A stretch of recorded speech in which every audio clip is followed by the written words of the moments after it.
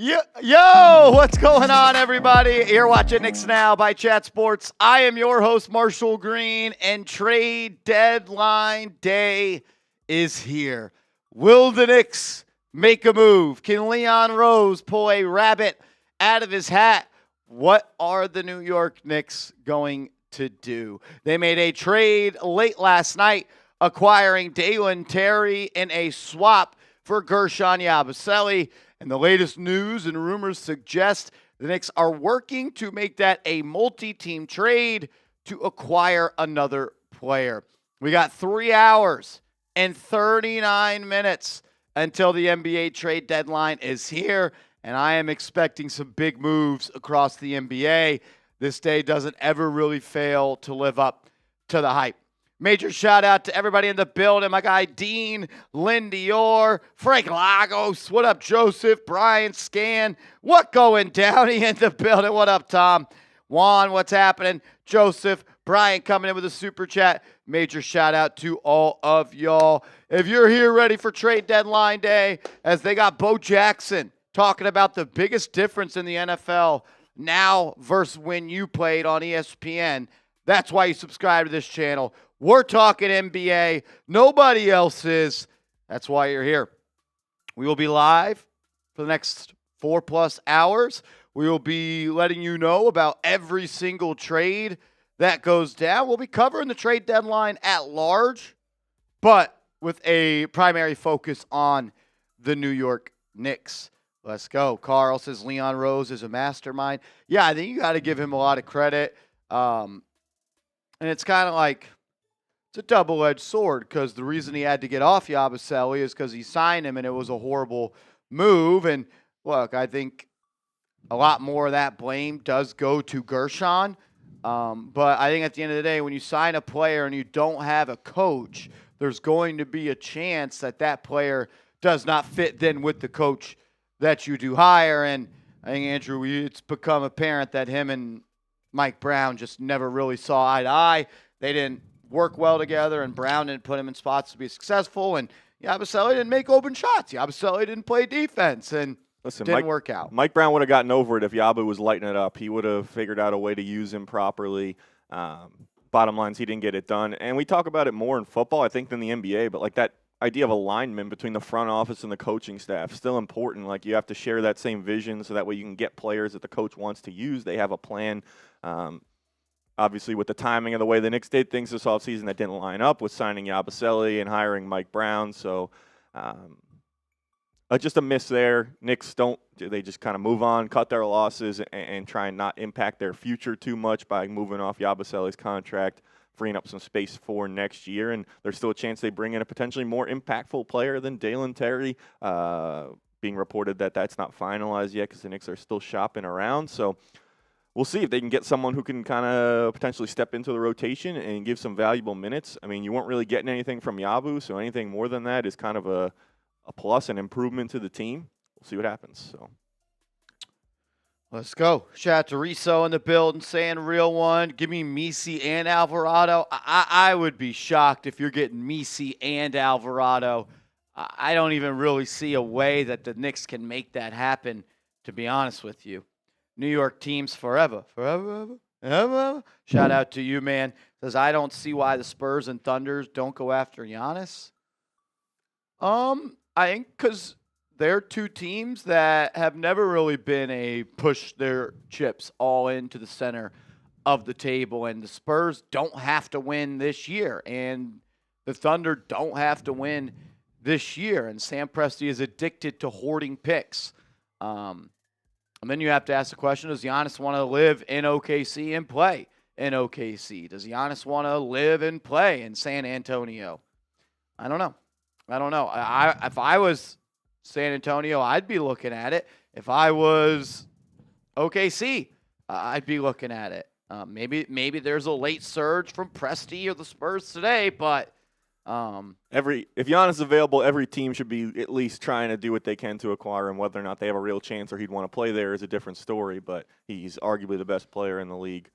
You got to at least take a chance at that. And I mean, listen, the reason the Spurs and Thunder are so well run is because they evaluate every move. They're smart. They don't rush into anything or deviate from their long-term plan and vision. They strike when the opportunity's right, and that's why they're two of the best teams in the league right now. So Jay Liv says, once again, Rose spins straw into gold. Well, he had gold, then he put it to straw, and then he made that straw gold. So, fixed his own mistake. Which, I wish there were a couple more mistakes that he could fix. Unfortunately, I don't know if he's going to be able to do that and ever recover from some of those mistakes. But, I don't know, man. I don't know. I just...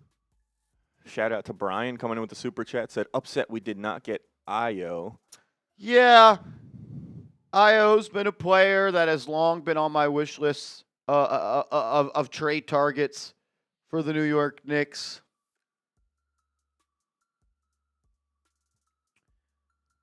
Look,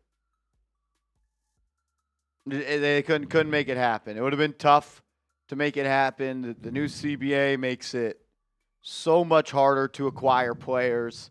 And with Ayo and his contract, like the Knicks probably aren't beating this offer either unless you're giving up Deuce McBride. And do we want to trade Deuce McBride for Ayo? I don't know. Rob Dillingham is a second-year player who was a lottery pick last year. And you get 4 second-round picks as well. I know Bulls fans are probably saying, well, I wanted a first-round pick. And I get that.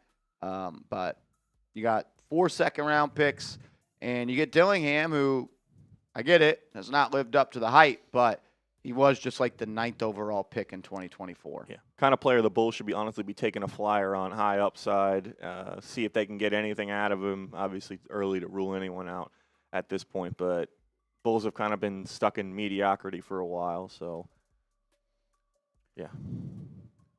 Jaden McHale could bounce back. He's just missing his threes mainly. He's also not defending at a high level anymore. And it's more than just missing threes. It's inserting yourself into the game. It's making yourself felt by the other team. Like, whoa.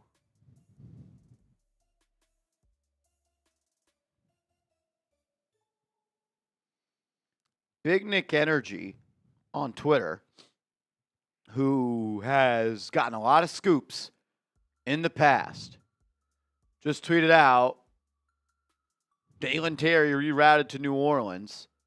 Shamit, multiple second-round picks.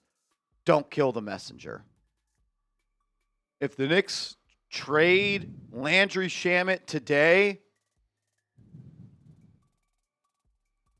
I don't love that. I don't love that. They have gotten a lot of things right in the past. They tweeted out the day before Tom Thibodeau got fired that he was going to be fired. They tweeted out 12 hours before the R.J. Barrett extension he was going to get extended. I'm not saying that that's official, but Dalen Terry, Landry Shamit, couple second-round picks, probably trying to get back Yves Missi and Jose Alvarado. I don't understand how you could do that. I could make the argument that Landry Shamit has been a better basketball player this year than Mikal Bridges. And he makes a fraction. He makes a 100th of the salary that he makes, considering he's on a $2 million deal and Bridges is owed $150 million. And I think he's just personally a better fit. He moves without the ball. He doesn't just sit in the corner. He brings a pace to this team. And the half court, he brings a pace as well. Mike Brown trusts him as well. Loses him late in games. Hit some big shots last night with the game on the line. Has really come on of late since coming back from his injury. And I think the Knicks do value him. So if you're giving him up, potentially they should be excited about what they're going to get back. But they also tweeted out 5 minutes ago, per sources, Jose Alvarado is expected to land with the New York Knicks today.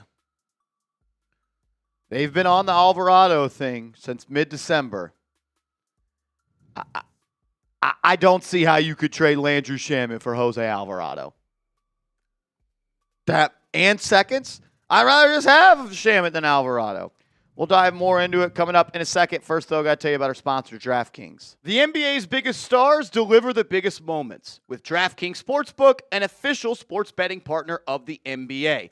You can cash in when they take over. DraftKings has your back with early exit. If your player goes down anytime in the first half, you still get paid in cash. Download the DraftKings Sportsbook app and use code NICKSCHAT.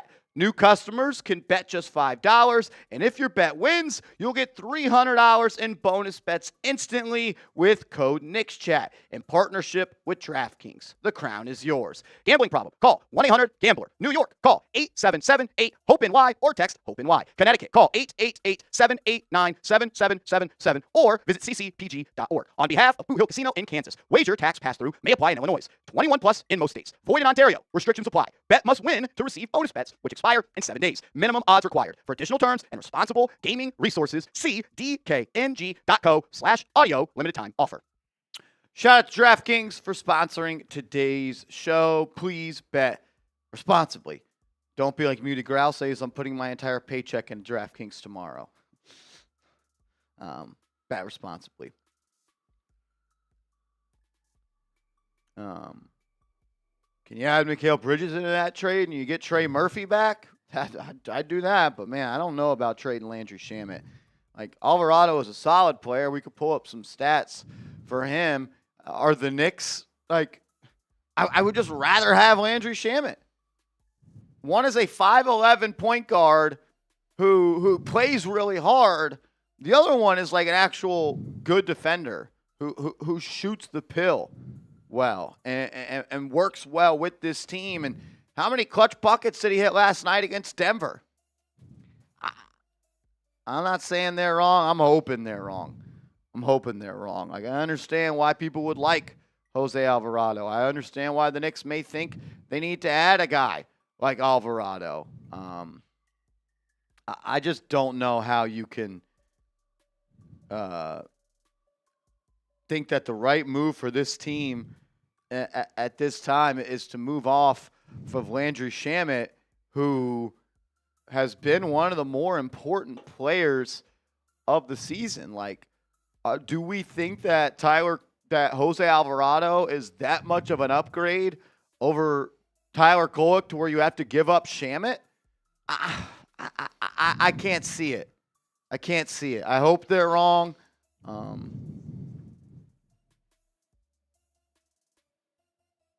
He says, this is the current offer on the table.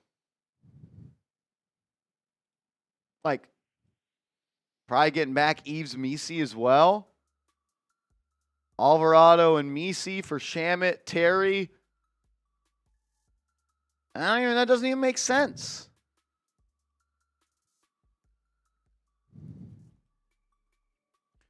Like, 3.4 for Missi, and then how much for Alvarado? 4.5, so what's that, 8?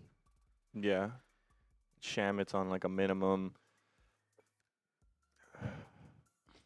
Terry's at 5.4.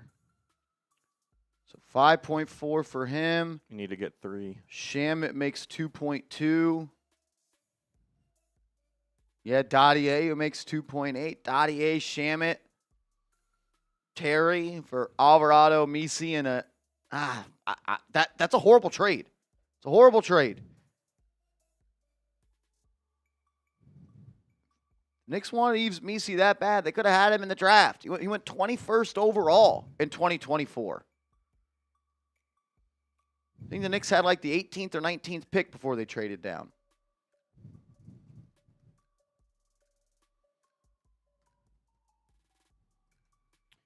The Knicks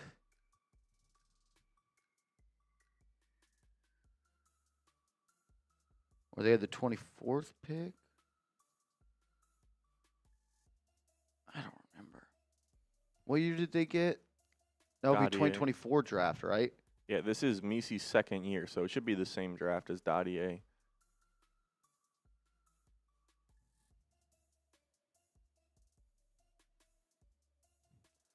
Shout out to everyone who is here. We got over 200 people in the building, only 39 likes. If you're ready for the NBA trade deadline and you're still fired up about the win that the Knicks had yesterday, hit that thumbs up icon. Let's get that number over 100 likes.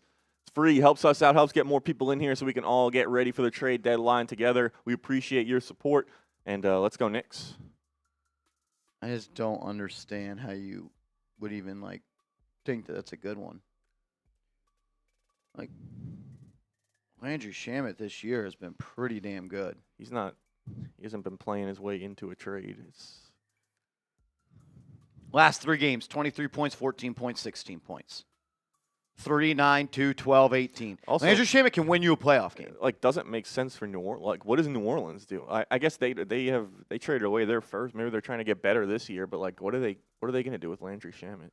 Shamet's shooting 44% from 3 this year.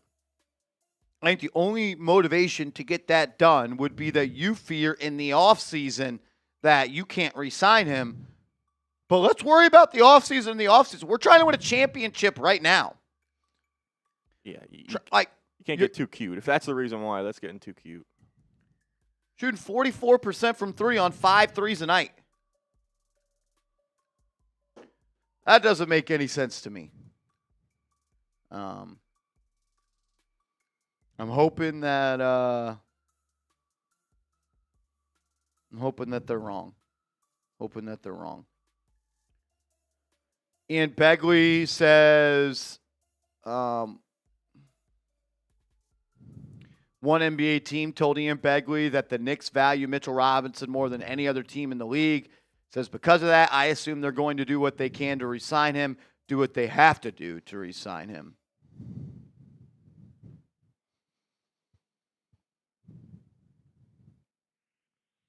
I don't know, man. I don't know. Marty Moela back in the building. What up, Marty? Give me some double M's in the comment section. Shout out to Marty Moela, man. Let's go. This guy's unbelievable. He's the MVP. The MVP.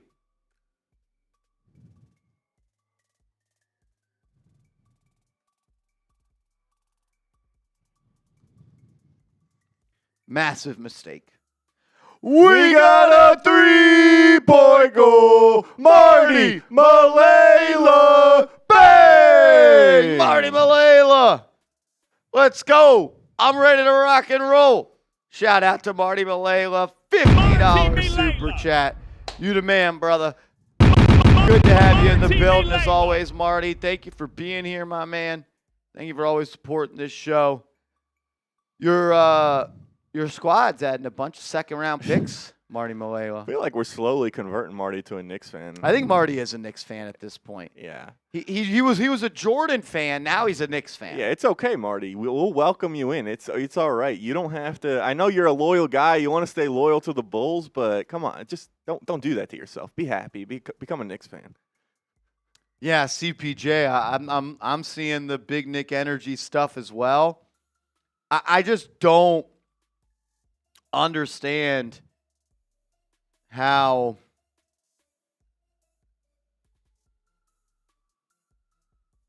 you could think that's a good idea. To be seriously, I don't understand how you could think that trading Landry Shamet would make the Knicks better.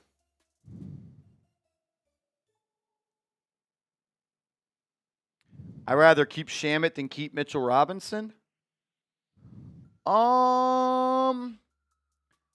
I disagree. I want Mitchell Robinson on this team. He gives the Knicks another superpower of being able to dominate the offensive glass and what we just saw him able to do to Nikola Jokic last night and what he did in the second round of the playoffs last year, guarding Jason Tatum on the perimeter. I like Landry Shamet a lot. I definitely would rather have Mitch, though. That's for sure. And I understand you say 6 points a game. Isn't it even crazier that he is one of the most impactful players in the league and he doesn't even score? I think that's even a better compliment. Yeah, I mean, you watched him on pretty much consecutive possessions go from locking up Jokic to locking up Murray on a switch. Not many players in the league Poking the can ball do away that. from Murray Yeah. multiple times. There's very few players in the league that can do that, and maybe no other players that are 7 feet tall that can do that. He is kind of the term unicorn gets thrown around a lot in the NBA, and it usually means for a stretch big, but honestly, those are very common now. I don't think there's too many other players in the NBA like Mitchell Robinson.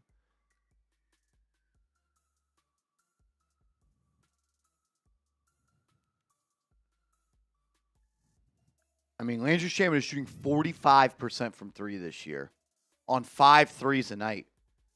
And that's in a season where he dislocated his shoulder as well.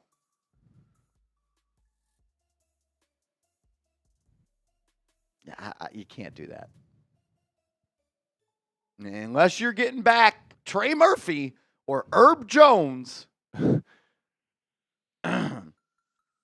I don't know what I mean, listen, Alvarado definitely probably has some good traits he brings to the table, but I don't know what their obsession with him is, and it's like how much better is Jose Alvarado than Tyler Kolek? Exactly.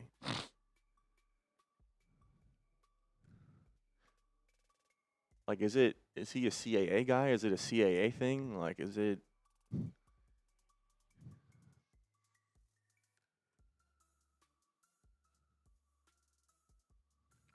His agent,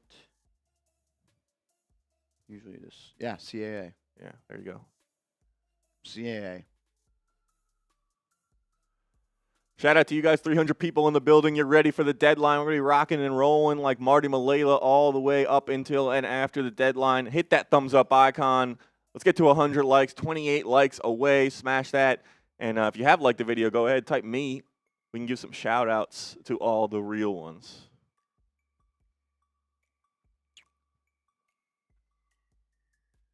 Yeah, I don't get it.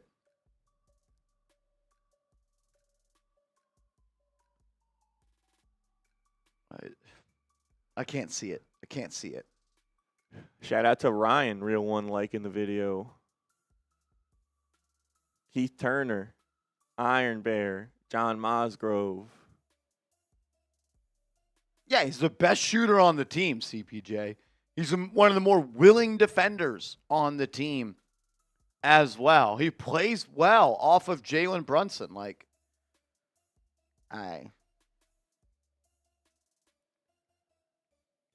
don't know about that one. Matthew Valls, Donald, Iron Bear, Isaiah Costa. Let's go Knicks. Yeah, we'll see. I guess, like you said, they've been right in the past. I'm diverse. Says, my thing with Jose is they describe him as a Josh Hart, but with more playmaking. To me, Hart-like players are far and few and worth a Kolek, but not a Shamet. Look, if you can I'd give up 3 second-round picks. Dalen Terry, 3 second-round picks for Jose Alvarado. Want to have Pacome Dadier in there? Sure, go ahead and do that. I don't even think you have to because he makes 4.5. I think Dalen Terry is what also 4.5, right? Yeah, Dalen. No, he's 5. So you could do the deal because you take back less. You take back less. The Knicks can't take in more on a trade. Nostalgic Nick says Jose and Misi are vital. How many minutes a night is Yves Misi playing? I like Misi. You do that deal if you feel as if Mitchell Robinson is leaving in free agency. Yeah, or I guess you're protecting against a potential injury as well. But, I mean, is it that? But you don't trade like a top 8-minute getter guys, and Shamet for depth. Yeah. Insurance.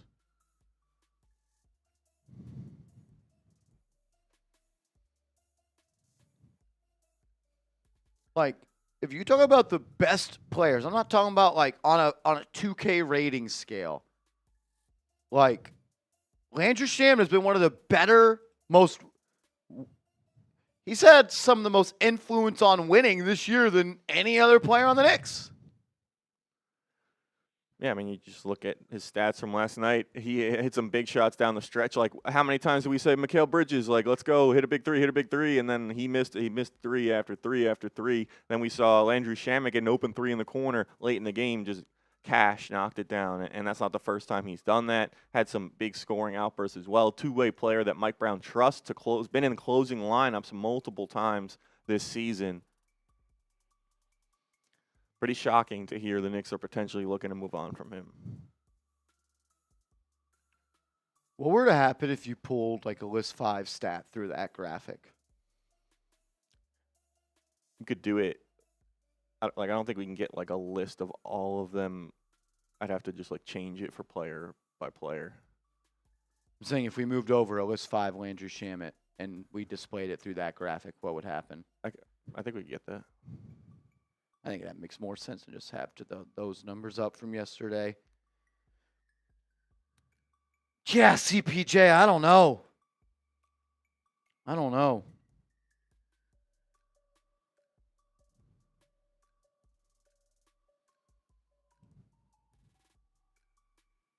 know about that one. We'll see.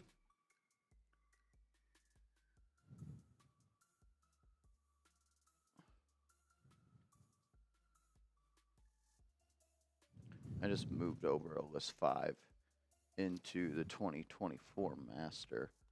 I would assume that they're updated. Yeah, I'll grab the. His headshot's not in there for some reason. This one it is. I'll paste that. Excuse me. Yeah, it's at the top of the second. It's the second one in the player listicles. Joe says I got butterflies in my stomach. LOL. I want Marshall and Connell to order some trade deadline barbecue for lunch. I'm in. I would love some BBQ today. That'd be pretty cool. I think that's better than what's on deck.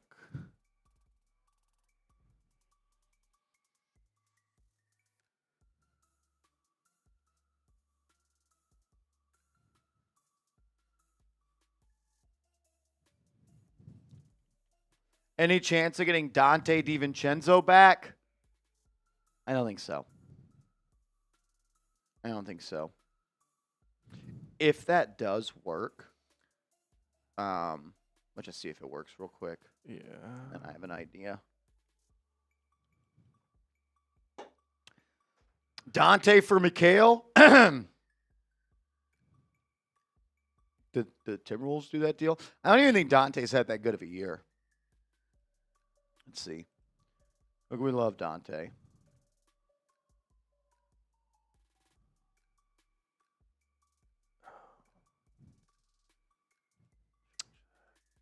Yeah. How'd you get that?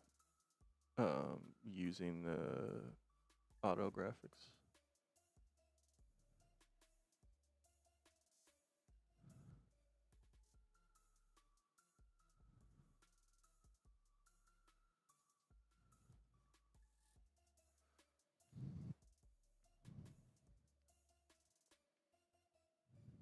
I just can't see it. Guy's averaging 9.7 points.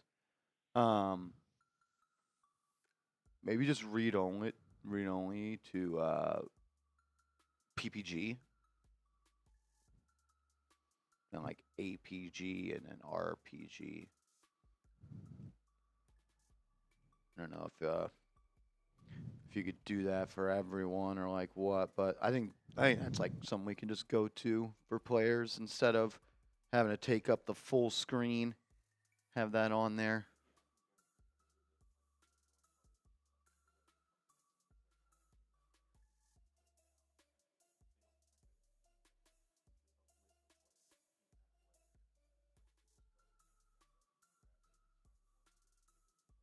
I'm saying, like, why don't you just duplicate the layer and then have it pull from player listicles and then move it over? That's why I moved it into the sheet for you. Like, get them all made through there, move them over to player listicles, duplicate the layer. I think you could do that. I don't know. That's how I would try to do it. Lynn Dior says they don't need Dante. No, the Knicks don't need Dante at all. But it'd be nice to have him. Like, sure would be nice to have him. He's up to 39% from three this year. He's really picked it up as of late. I mean, 39% on 8 threes a night, playing 31 minutes. That'd be pretty damn cool. Wow, the Nets have waived Haywood Highsmith. That's a player I would be interested in for the New York Knicks. That's a player that I would be interested in. Haywood Highsmith, willing defender, solid shooter, can guard 1 through 4. Haywood Highsmith is someone I'd be looking at on the buyout market. Deuce might need surgery. If Deuce needs surgery, then why are you trading Landry Shamet? Even more reason to keep him.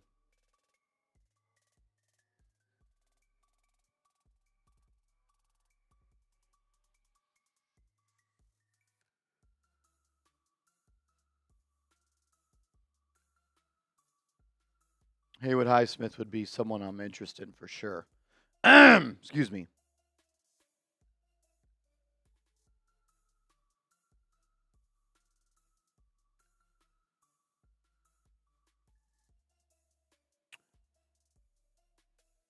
Does Landry Shamet have a no trade clause?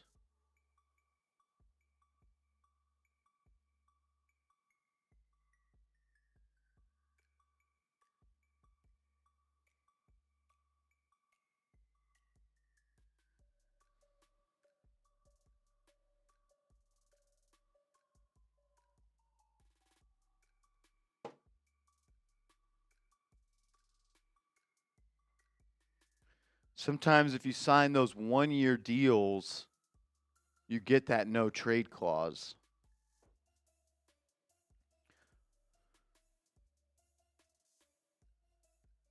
Something like that, yeah, Jaden. Something like that.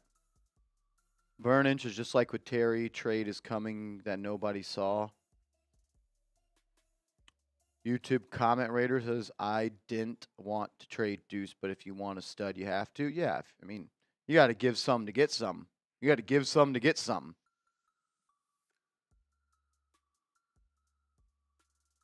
Is Bridges gone? I don't think so. I don't think so. I do not think so.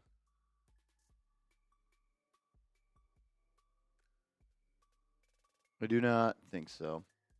I think he does have one, Carl. I think he does. What's up, brother? Good to see you, man. Haywood Highsmith would be a good signing, guys. That's a guy that could play like minutes in a playoff series. Maybe the thought is you trade Shamet, and then you go get Alvarado and Misi, then you bring in Haywood Highsmith. Even then, though, Highsmith isn't even close to the shooter that Shamet is. Like, guys that shoot 44% from three just don't grow on trees. And he's a movement shooter, and he moves well in the half court. I don't know. That's one that I would be pretty upset about, to be honest with you. Yeah, the no trade aspect is pretty interesting, especially because it was like reported before the season that he really wanted to come back to the Knicks. I think there were some other teams that were interested in adding Shamet, a guy with two-way ability, decent good shooter. He liked his time with the Knicks the year before and wanted to come back. So I doubt he would want to leave a team in championship contention where he's getting real minutes to go somewhere else like New Orleans. The Kings really like R.J. Barrett. I wonder why. Scott Perry. I wonder why. Yeah, Haywood hasn't played a game this year. He's coming off injury. I think he's ready to go, though. I think he's ready to go. Rich Smith, my man, $10 super chat. Shout out to you. Give me some RSs in the chat. Real shit. Knicks are looking for clearance rack deals today since gambling 5 first-round picks. Oh, and let's not talk about trading Shamet. Yeah, Rich, I Or I'm not saying they should. I'm not saying they are. I'm just relaying the information that is out there right now.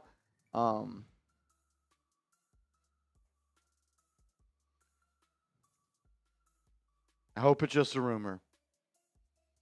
Would I do Shamit for Alvarado 1-for-1? No, I wouldn't. I wouldn't. And I think Shamit is a more impactful player than Jose Alvarado. But I also look at it like this. Is Alvarado that much more of an upgrade over Kolek to where you would have to give up a rotational player that you really like in Shamit? That doesn't make any sense. Jose is a dog. I'm not trying to discredit anything that Jose Alvarado is as a player.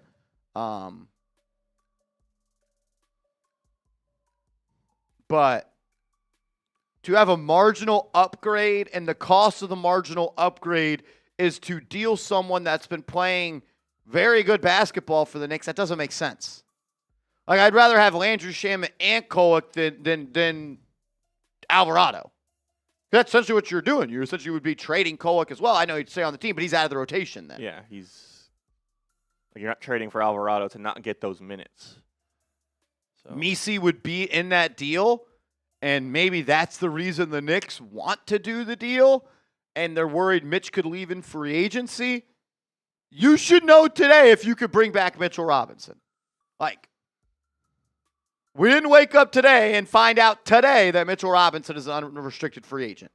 We've known for 4 years he's going to be an unrestricted free agent this summer. Shout out to Christian, a real one, coming in with a $5 super chat. Says hi to everyone. Happy trade deadline day, and hopefully the Knicks get any trade they need. Christian Maui, you are a real one, my man. Shout out to you, brother. Thank you for supporting the show. Did that work? It didn't work the way you were kind of doing. I'm just going to have to do it by doing them one at a time. It's not going to work in bulk like that. Why?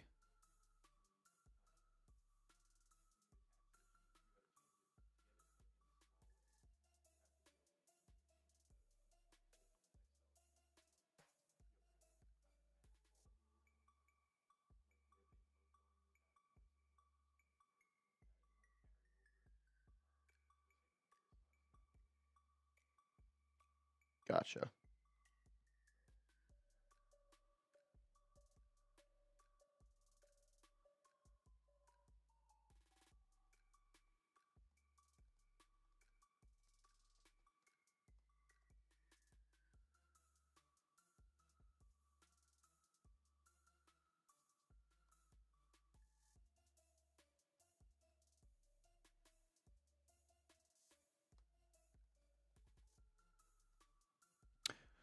Here he goes. We got a 3-point goal. Marty Malela. Bang! Marty Malela, what up, my man?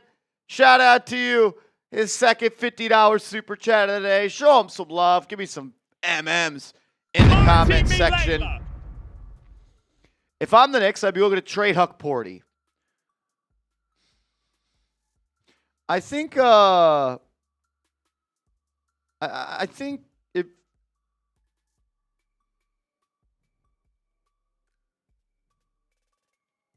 I think what you have to ask yourself is, what are you getting for Ariel Huck Porty, number one? And then number two, you're already really thin at the center spot, and I wouldn't want to trade him to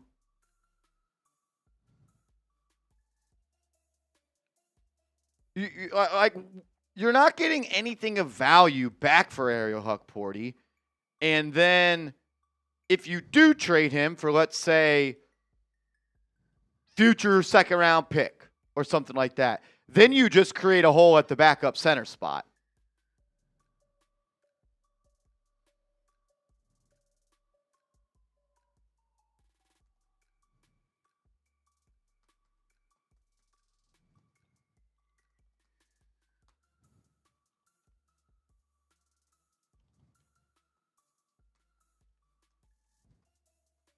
Yeah, I mean, obviously, They don't think he's necessarily ready for the big time. If they're potentially looking at another center in Yves Missi, they don't feel comfortable putting him in there if they needed to. Hasn't gotten much run this season. Has played more in some games where Mitch has maybe sat out back-to-back because the Knicks are looking to manage his injury. Just make sure he stays healthy as he's dealt with injuries across his career. But, I mean, all signs point to I think they still like him as a player and want to hold on to him. I haven't heard him rumored in trade talks.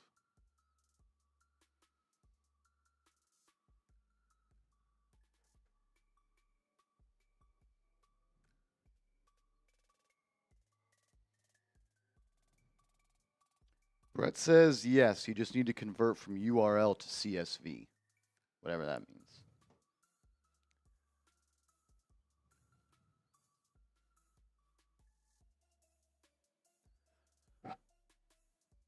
Yeah, I just don't really like.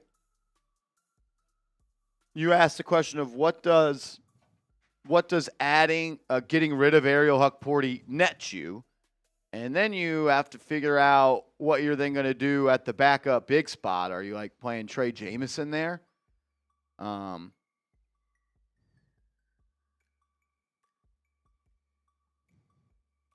don't know. I don't know about that one. I don't know about that one. Creed, what up, man? He says we make a trade. Are we going to make a trade? I don't know. Big Nick Energy says they could be trading Landry Shamet for Jose Alvarado and potentially Yves Missi.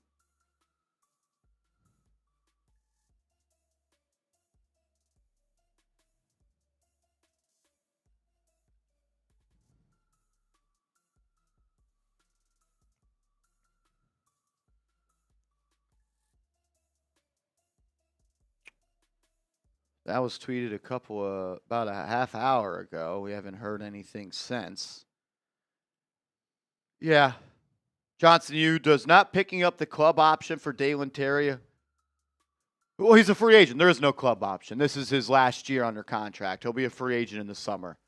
And yes, with the Knicks getting off of the $5.8 million of Guerschon Yabusele, I think the Knicks have close to like $22 million below the second apron next year. And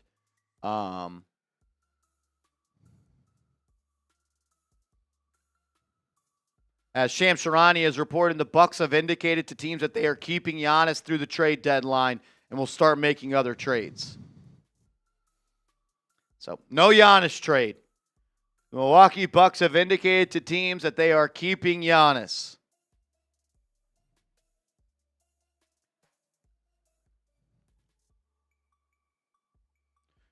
I think he's a Knick this offseason.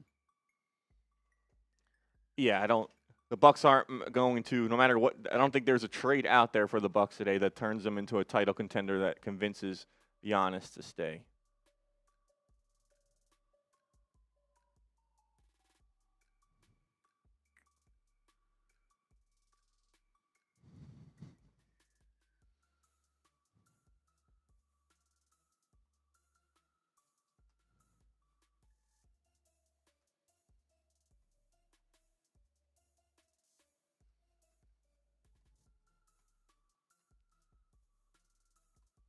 Scam Charania. At it again. Scam Charania. So they are shutting Giannis down for the rest of the season. There's a thought that could happen. There's a thought that they could shut him down for the rest of the season and then try to get lucky in the draft lottery. Adam Silver, if they do sit him, they should be penalized for it. Like if he's healthy to play, he should play.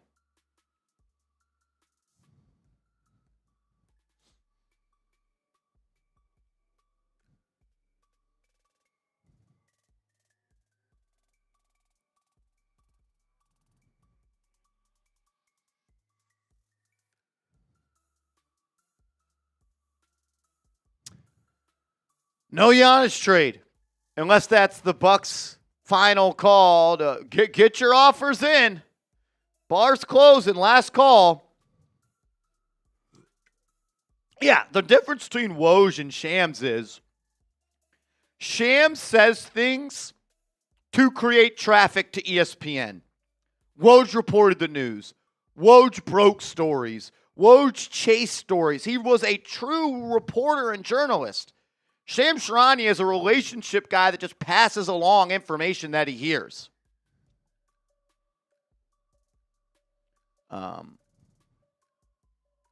He's an insider, whereas Woj was a reporter, journalist, and the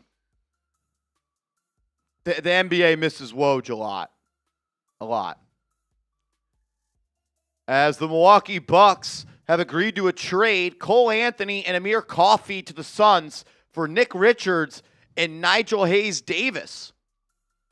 That was a player that the New York Knicks have been interested in, Nick Richards.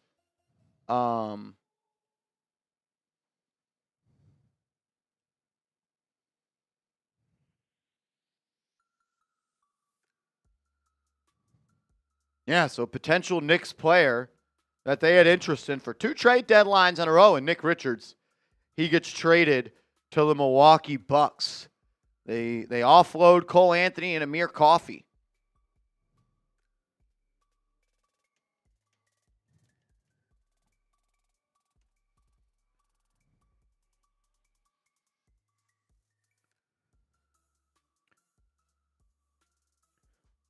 You could just show the trades they're making, right? Yeah, here we go. Waiting for it to come through. Got a trade there. Nick Richards, Nigel Hayes-Davis, Karl-Anthony, and Amir Coffey.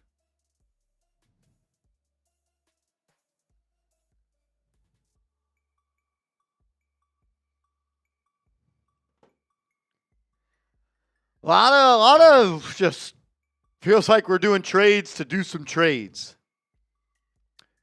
Shams says over the last week, the Bucks have been focused on incoming calls for Giannis and canvassing the NBA for small salary trades. Milwaukee remains in talks to complete potentially more of the latter here on deadline day. Bro, he just says shit. What did we learn from that? Like, he just doesn't do a good job. He just does not do a good job. As we're under 3 hours away from the NBA trade deadline, Knicks made a trade last night. Will they make another one today? There was chatter that the Knicks could look to expand upon the Yabusele and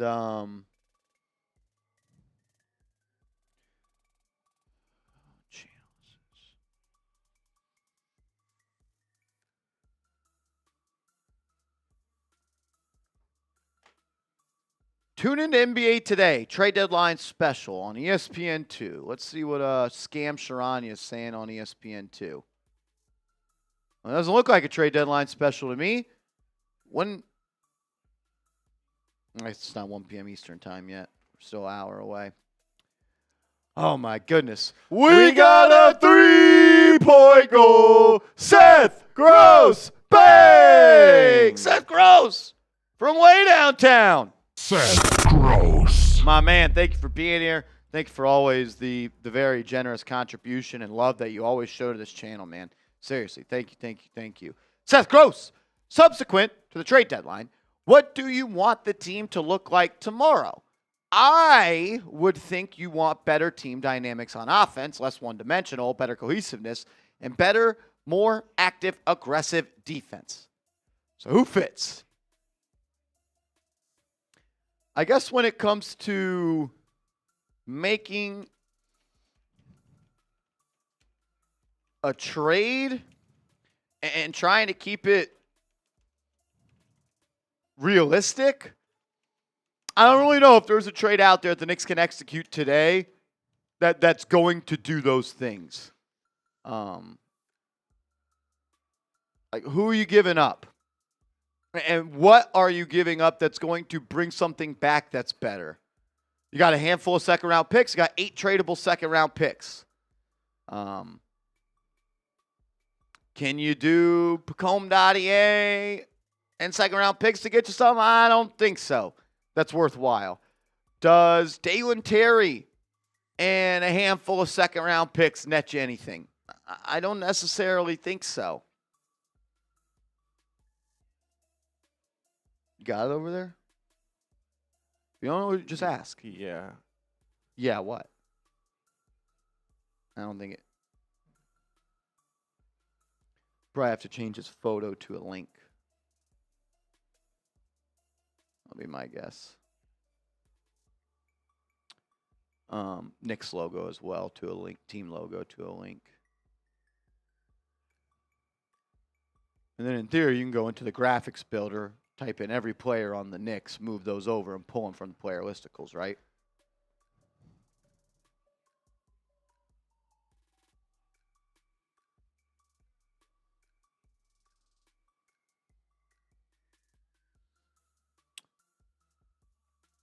Giannis staying with the Bucks. Yeah, so it sounds like. Buddy Bear in the building says, I thought I'd be busy at work, but I'm here sitting in the truck waiting on my boss. Seth, if the Knicks could play at the level that they played last night, they can do some damage this year. Are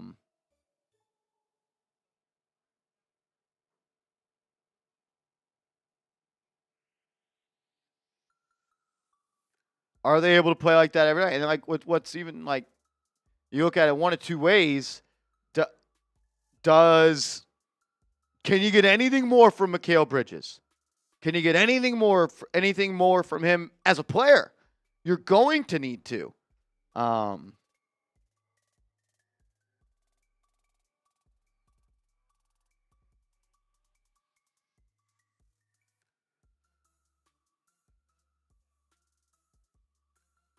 don't know. I'd like to get Deuce McBride back. I mean, you won last night. McBride and Hart didn't even play.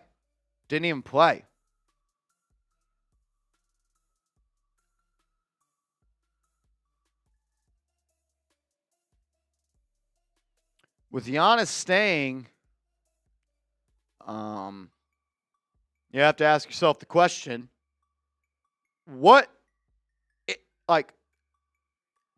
how does the Knicks season have to end this year for the Knicks to not go all in on a Giannis trade this summer?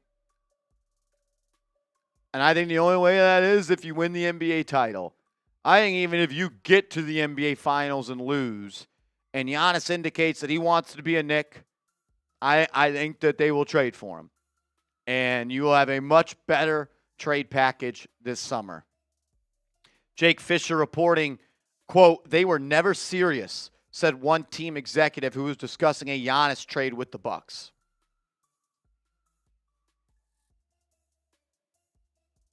That sounds like kind of over the summer when they had that reported window with the Knicks, but they never really considered seriously moving Giannis at that time.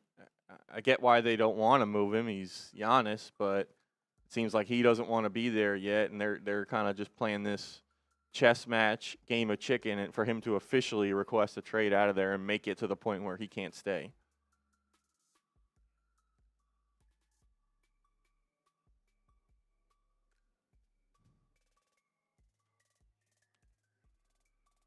Oh, man. Sean says 7 in a row. It's 8 in a row, my man. It's 8 in a row. Yeah, Jake Fisher is trash. Get Evan Sidri off my timeline. Get Brian Windhorst off my timeline. Like, all these people who just peddle nonsense that are never right. Brian Windhorst has not been right about anything since the Rudy Gobert trade. And we were wearing masks when that trade happened.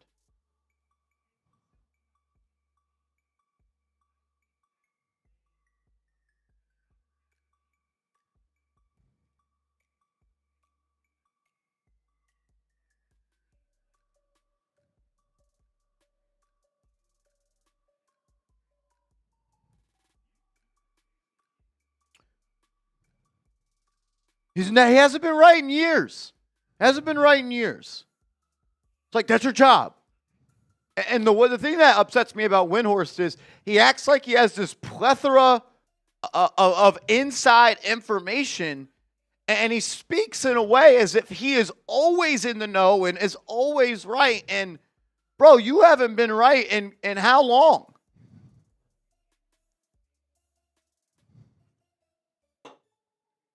Like, go back to just covering LeBron. He's terrible, Jeremy. He's terrible. Shams, terrible. Windhorst, terrible. Reporting is dead. Journalism is dead.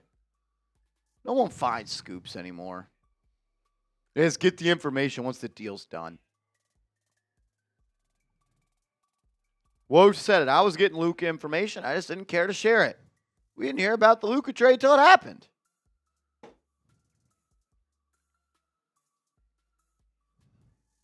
Yeah. Windhorst almost had an aneurysm when he figured out the Knicks beat the Celtics last year. That video outside the Garden is hysterical.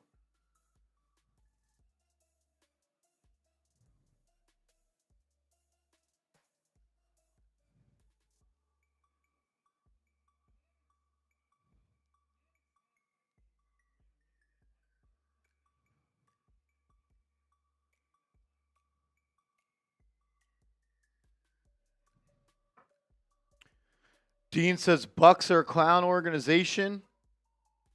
Check your Slack if you can. This is just taking too long. Like, we could just get someone in here to do it.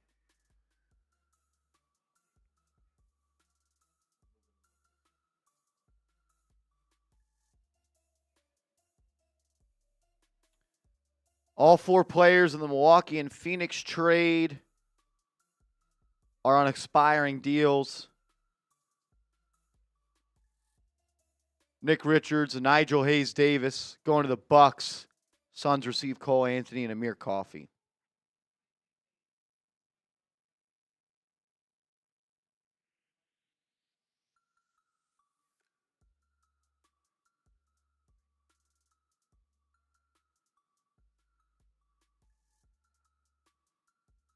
Can we get rid of Clarkson?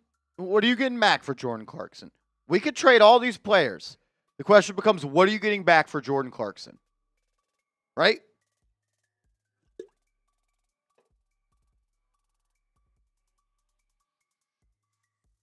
Like, who's giving up anything for Jordan Clarkson?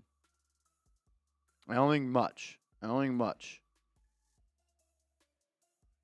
on a veteran minimum contract, and he's been out of the rotation. Albeit he had a good game last night. He's a pro. He knows how to score the rock. We'll see. AJ, what up, my man? Thank you for the $10 super chat.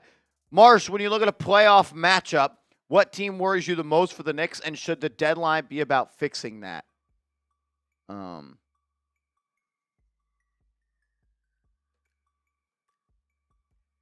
think Pistons would be a tough matchup. I mean, you went to 6 last year with them, and they got better, and they were young, and it was their first playoff series. I think anytime you play Boston, they're gonna be tough. Like, even if they don't have Jason Tatum, they're gonna be tough. They're a good team. Those two are probably the ones. Knicks have had some tough battles as the Boston Celtics are trading Chris Boucher to the Jazz. Salary dump move there for Boston as they continue to try to clear money to get under the cap.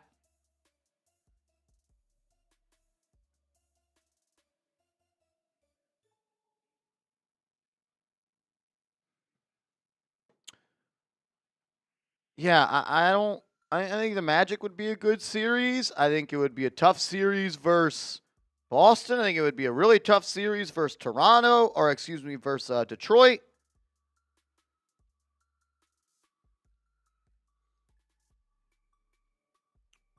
I mean, if you get into a matchup where it's you versus Philly in round 1, I don't think that's going to be the easiest matchup in the world, especially if they're fully healthy. I think a dynamic, explosive guard like Tyrese Maxey gives the Knicks some trouble. They didn't really have a defender for that. So, I mean, that's one to keep an eye on. Celso, what up, my man? Shout out to you, brother. Jay Knox says, can we sign Ball once he's bought out? Man, I think they could. They would have to wait a little bit because they're not that much under the hard cap and have to figure out a way to clear a little bit more money. If there's a way you could just straight up dump Dalen Terry, I think that would do it. But like you're like $200,000 under that second apron right now. And you have to wait until, if we go to that Bobby Marks info, when the fam cursed out Windy outside MSG, that was hilarious. Yeah, like what? You have $207.6 million, and the second apron is $207.8 million. You would have to wait and like until that prorated salary gets in. Shout out to Yossi, who covers the NBA, cap guy. Says Knicks also increased their, talking about the Dalen Terry and Yabu swap. The Knicks also increased their second apron space from 148.3K to 249.2K. This moves up the date in which they can sign a 15th player to a rest of the season contract from April 2nd to March 26th. They'll have a better chance at creating more space and acquiring targets with Dalen Terry's expiring salary than Guerschon Yabusele. Johnson, you says, do you think we can still spank the Cavs? I do. I'm not really worried about the Cavs, to be honest with you. Not really worried about them. It'll be a good series. Knicks in 6, Knicks in 5. I'm diverse. Josh Hart is the glue guy and best friends with JB. That dude is also a baller. Yeah, Josh Hart's a hooper, man. He's a winner. Finds a way to affect the game even when the ball's not going in the basket. That's a sign of a championship player. Josh Hart, any nothing special. Stop smoking crack. Okay.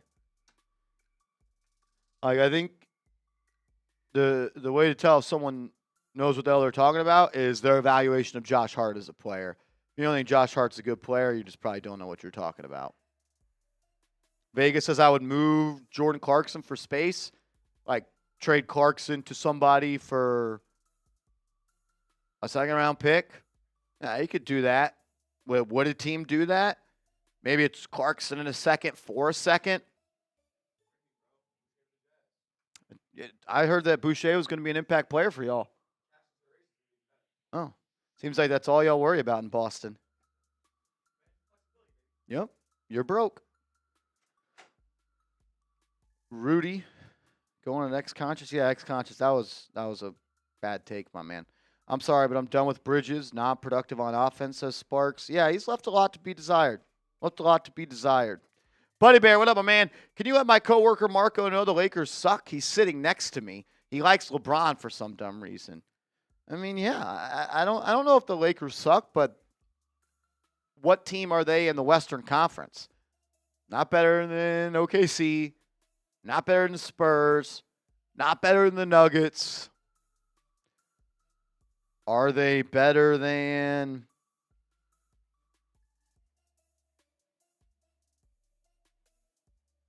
the Rockets? Are they better than Minnesota? We sure they could beat Phoenix in a playoff series? Golden State versus the Lakers in a playoff series. Who's winning that one?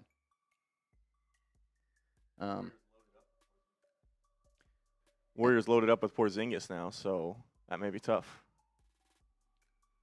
And like for the Jordan Clarkson thing, I think someone said it. Like, nostalgic Nick, you're right. Jordan Clarkson is playoff insurance. There's a world that Clarkson has a campaign type of game in the playoffs and can go for 14 in the third quarter and help you win a game.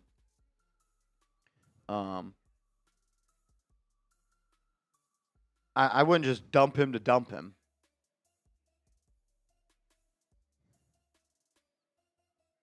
I wouldn't do that. Shout out to Lord Buddy Bear.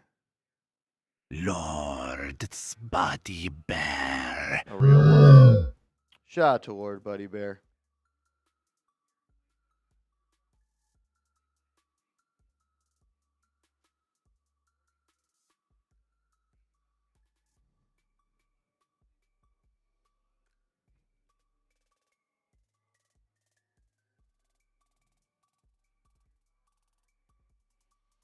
We'll see. We'll see. We inch closer and closer to the deadline. We got a 3-point goal. Marty Malela. Bang! Shout out to Marty Malela. A $50 super chat. Show him some love. Marty, you the man, brother. MVP of the stream today. He's been killing it all year long, man. Thank you, brother. Thank you, thank you, thank you. If you were the Knicks GM, what's your best offer for Giannis? I think your best offer for Giannis includes all the tradable picks that you have, which you only have one tradable first right now, which is heavily protected, that comes from the Washington Wizards, which is going to result in 2 second-round picks. That's why waiting until the draft is better, because you could trade the 2026 first-round pick that you have after you make the selection, and then you can also offer, I guess that would be the 2033 or 2034 first-round pick. And then I think Deuce McBride is in that deal. I think Karl-Anthony Towns is in that deal. I think Mikal Bridges is in that deal. And I think Tyler Kolek's in that deal. Probably the best the Knicks could make it.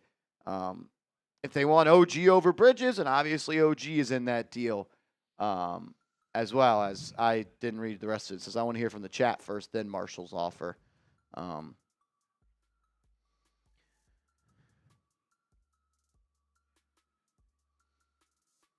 don't know.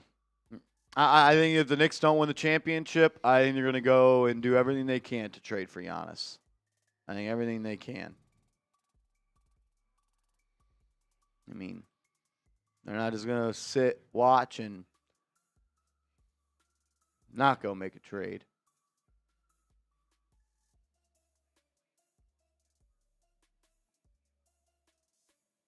What up, King Kenya? What's up, my man? He says, damn, that's starting five. It is. It is. Imagine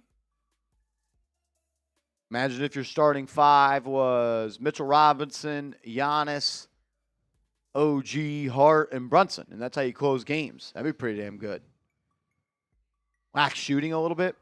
I don't love the spacing at all with Hart, Mitch, and Giannis. Maybe you don't close with Mitch and you close with Giannis at the 5 and Shamit's in there instead. But with Giannis and Mitch and OG on the floor all at the same time, you're a big, strong, defensive-minded team, man. And I still think that's the way that you win around Jalen Brunson, is being an elite defensive team, which is tough with him on it, and that's why you need so many good defensive players around him. Yeah, you have the opportunity to do a Giannis trade, you do it. It's not really a question. Yes, you may have to give up a lot to get him. He is a good player. Like Marshall has said multiple times in the past, the Knicks would benefit from Giannis publicly coming out and saying, I want to play for the Knicks. It gives the Knicks more leverage in a potential trade negotiation. Scares other teams away from wanting to trade for him if he does only want to play for the Knicks. And I don't think there's really a world where the Knicks become a worse basketball team after trading for Giannis. Yeah, well, Andrew Shamit has a no-trade clause and can veto any trade. As Josh Hart just tweeted out, 2 upside-down smiling face emojis. Why is he like this? Why are you like this?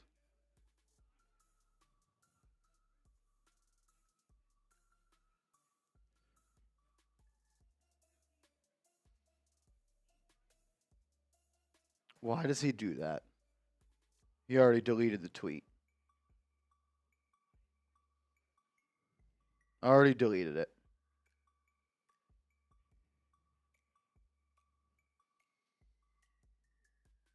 Sent that out and said maybe not. Maybe not. Yeah, such a troll. Such a troll. Vegas says Giannis is 32 in the summer.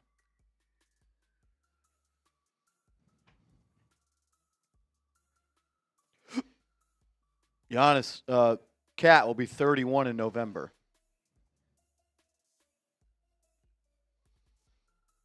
There we go. The New Orleans Pelicans are trading Jose Alvarado to the Knicks. Breaking news, the Knicks are acquiring Jose Alvarado. Breaking news, the Knicks have acquired Jose Alvarado. Please tell me it's not for Landry Shamet. There it is. Jose Alvarado is a New York Knick. We are waiting on the package. Welcome home for Alvarado. He's from New York. If it's Landry Shamet, I'm going to crash out.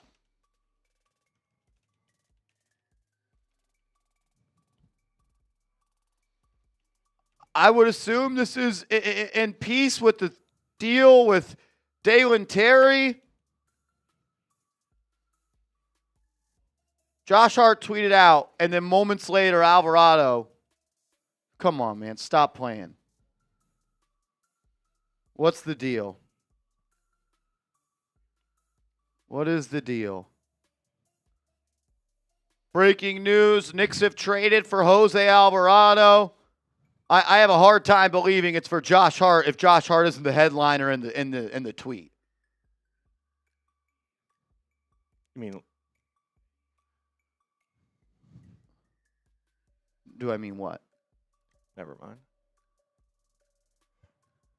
I don't think it would be a Josh Hart trade if he wasn't the headliner of the news. And then Josh Hart just tweeted out Jose. So I think Josh Hart's saying the Knicks are rerouting Dalen Terry and attaching multiple second-round picks to acquire Alvarado. There we go. Let's fucking go, man. Let's fucking go. Keep Landry Shamet. Keep everybody. Jose Alvarado is a Knick for Dalen Terry and multiple second-round picks.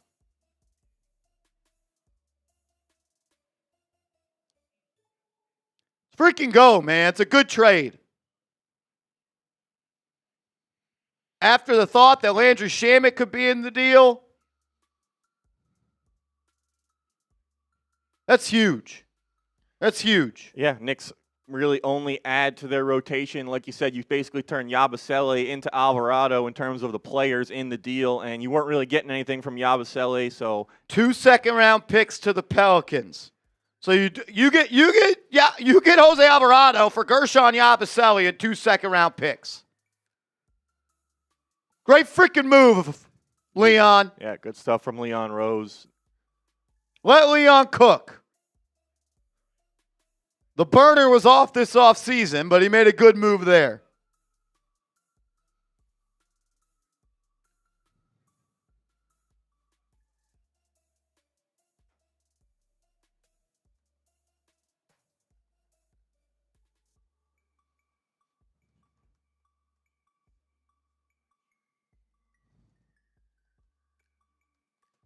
The trade details are in. We can pull those up.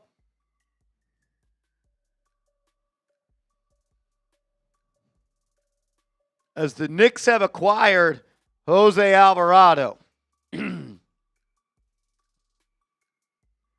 Breaking news, the New York Knicks have acquired Jose Alvarado. Leon Rose does it again. He finds a way to turn Guerschon Yabusele into Dalen Terry. Then he turns Dalen Terry and 2 future second-round picks into Jose Alvarado. There were rumors and chatter that Landry Shamet was going to be in this deal, and he's not.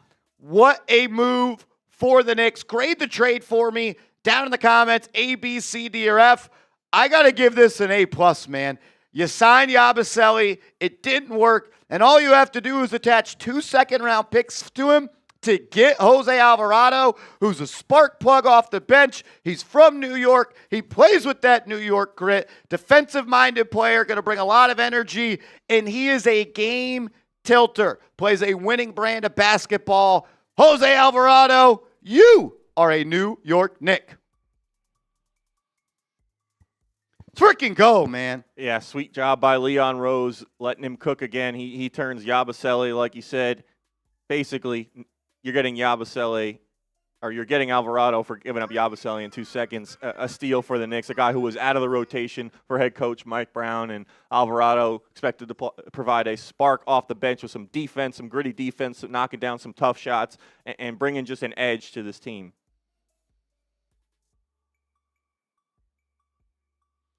All right.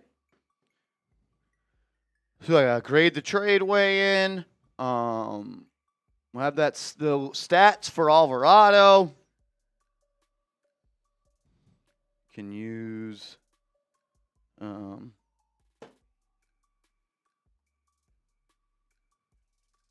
that as a supplementary graphic, a photo I just sent you. Let's freaking go, man. What is a little bit tricky about this is Alvarado has a $4.5 million player option, for next season. If the Knicks decline it, the Knicks can re-sign him with his full bird rights, which means that they can go over the salary cap to get it done.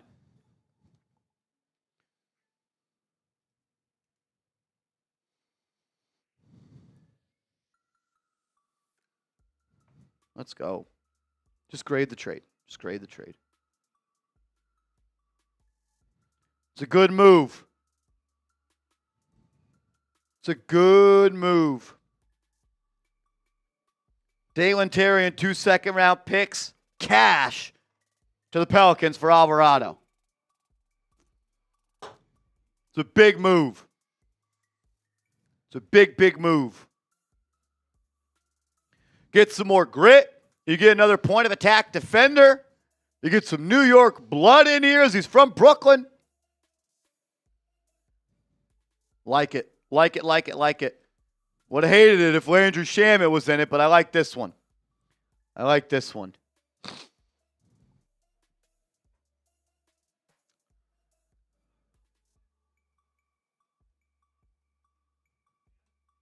That's good stuff from Leon, man. Grade the trade for us. A, B, C, D, or F. I want to hear from all of you in the comment section. Grade the trade.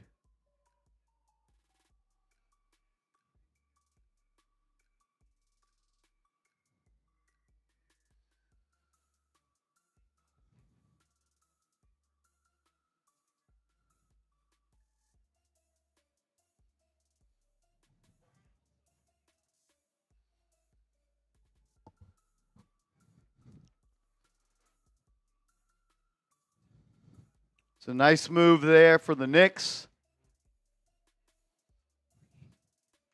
All right, let's jump into this cut.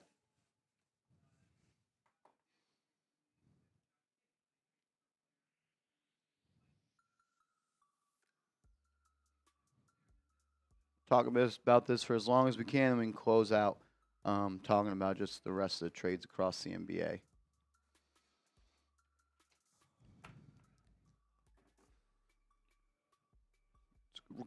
We'll go right into grade the trade after this. Jose, is Matt a C+? Man, you have just been having a lot of bad takes today. Josh Hart's not that good, and Yabusele in 2 seconds for Alvarado is a C+. That's insane. Spark plug. That's what he is.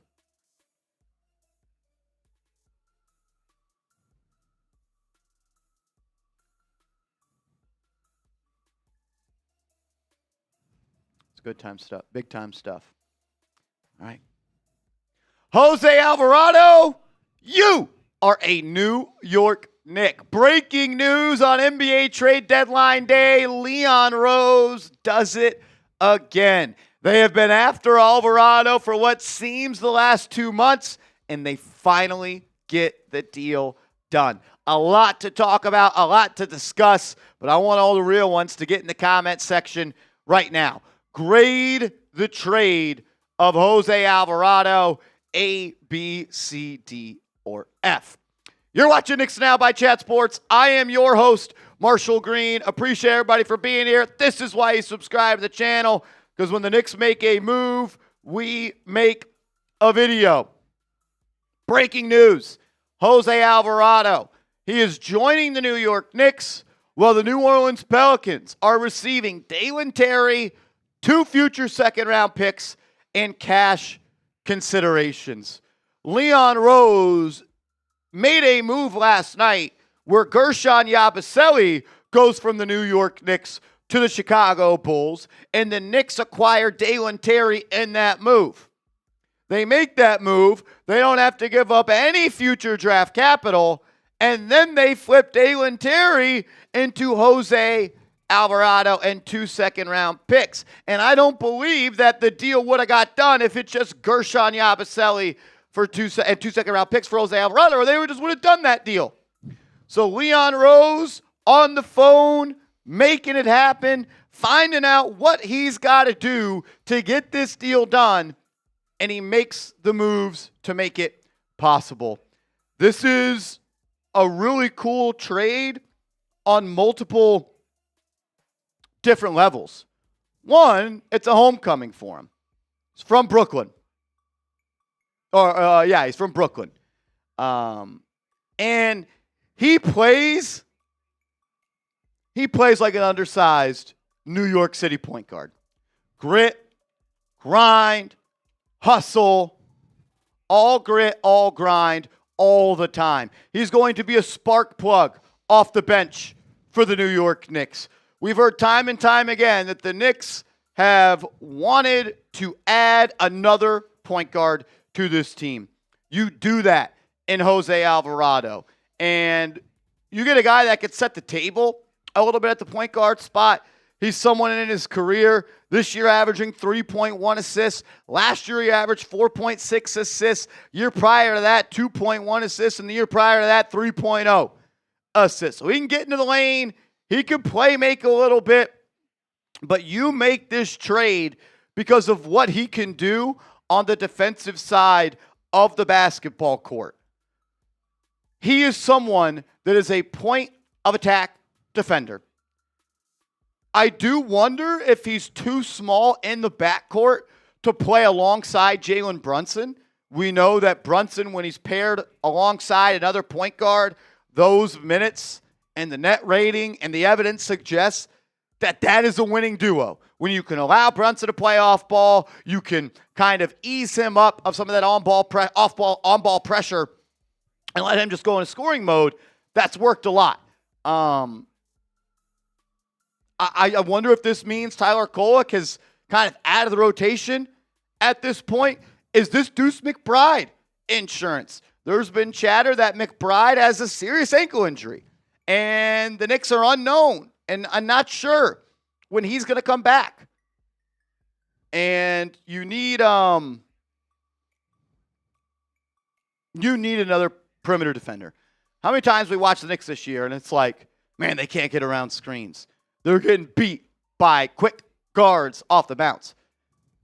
He's not a dominant on-ball defender. He's willing to work. He's willing to scrap. He's going to fight. He's going to leave his heart all out on the court. You can throw him on Tyrese Maxey for 12 minutes a night. You can throw him on Donovan Mitchell for 12 minutes a night. Scrappy player. There's been some chatter like that people think he has like a Josh Hart impact.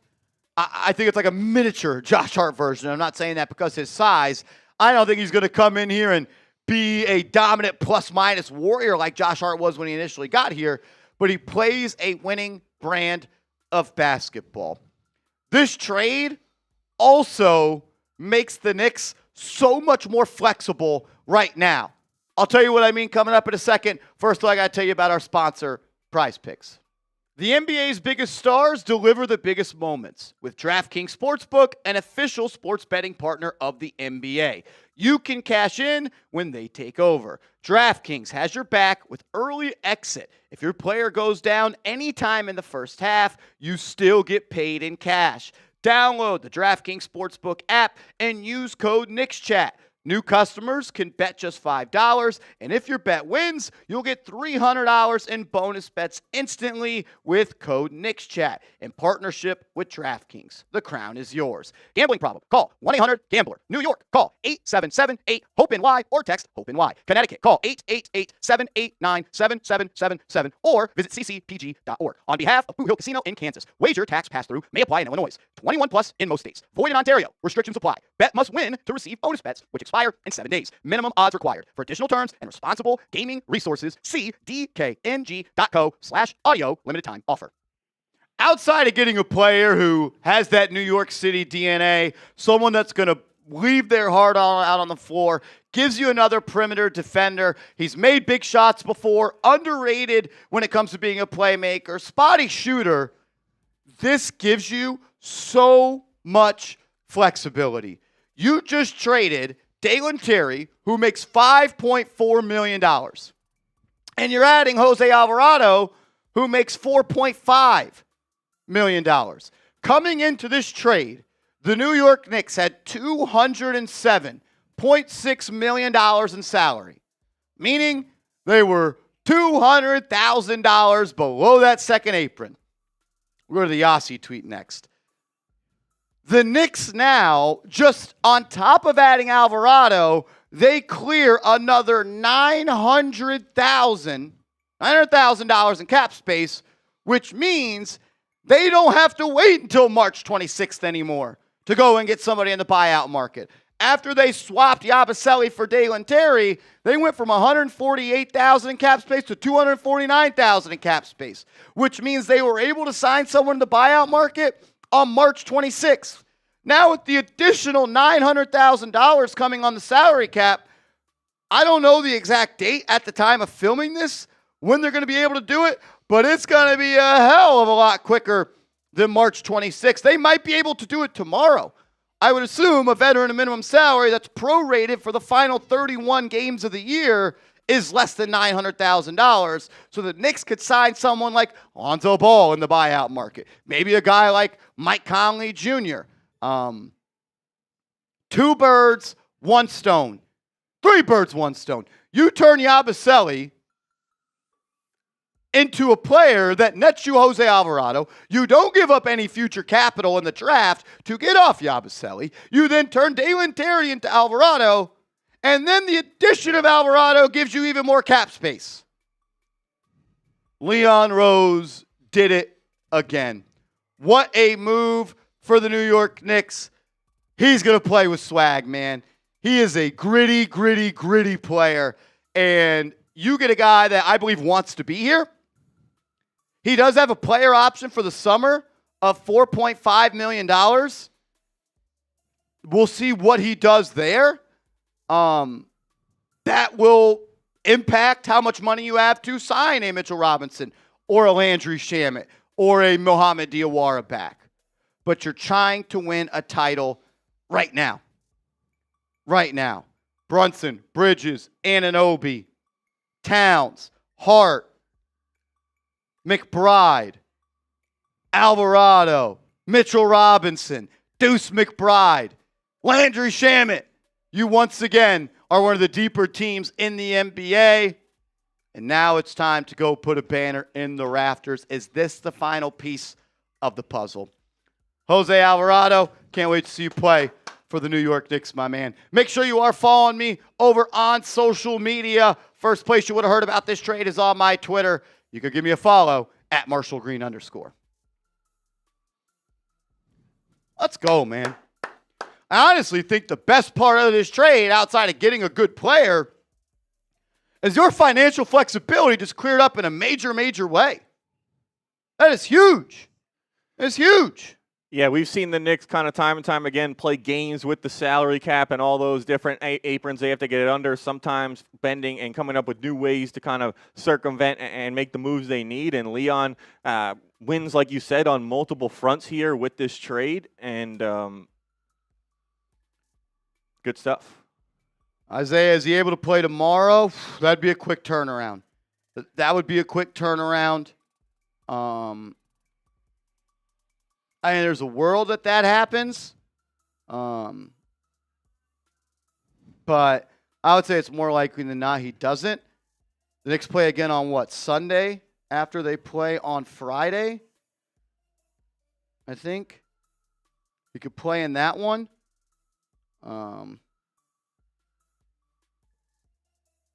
Pull up their official schedule right here. But, man, this is you play Sunday versus Boston. I think you could play in that game. I also wonder if the Knicks' willingness to include those second-round picks means that this Deuce McBride injury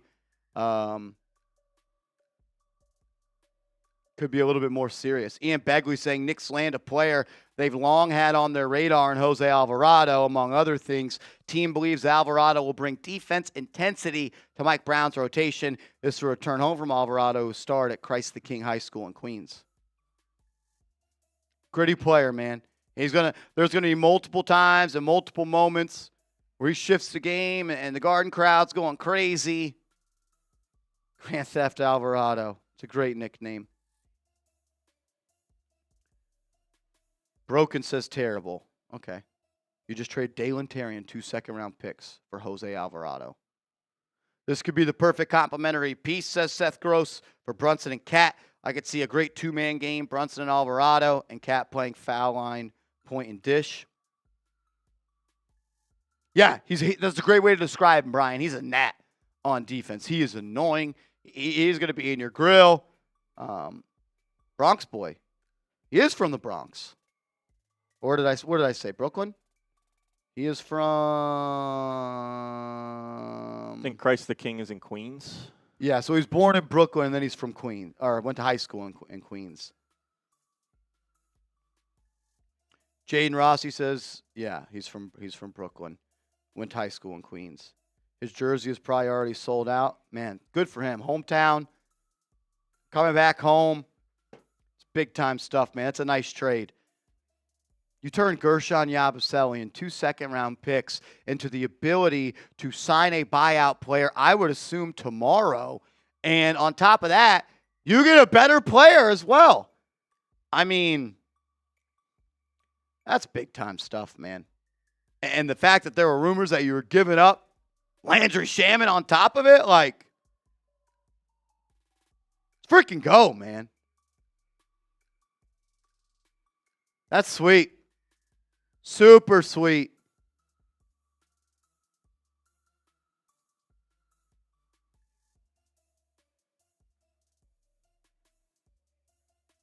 That's sweet, man. Oh, here we go. We got a 3-point goal. CPJ. Bang! CPJ, let's go, man. Let's go. Let's go, my man. That's all I got to say. I'm fired up. I'm ready to see him be a pest and be an energy tilter on the floor for the Knicks, man. Brian says, how are we going to keep Shamet over the summer? That's a summer problem. Trying to win a chip right now. Who told Marsh Shamet was getting traded? Big Nick Energy tweeted it out. They also tweeted out that the Knicks were going to trade for Alvarado back in December. They've been right around a lot of things. They also said that was the offer on the table, and then said it's subject to change. Maybe they wanted Shamet, and they said, we're not giving you Shamet. And they offered cash considerations, however much that is. What are we going to do about Clarkson? What do you mean, what are we going to do about Clarkson? I don't understand the fascination with trying to get off of Jordan Clarkson. All defensive lineup, Alvarado, McBride, Bridges, OG, and Mitch. You should be able to play some defense there. He's also a guy who likes to play fast. He's going to get out on the break and push the ball. Another good ball handler. The Knicks have kind of lacked ball handlers over the last couple of seasons. So do we get Messi? No, you're not getting Yves Messi. I would assume the Knicks are done. The Knicks are done, is what I would guess.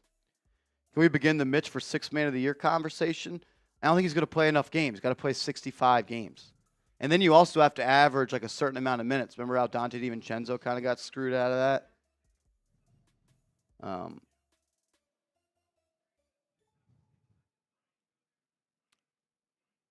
That's big time stuff, man. It's a good trade. It's a good trade.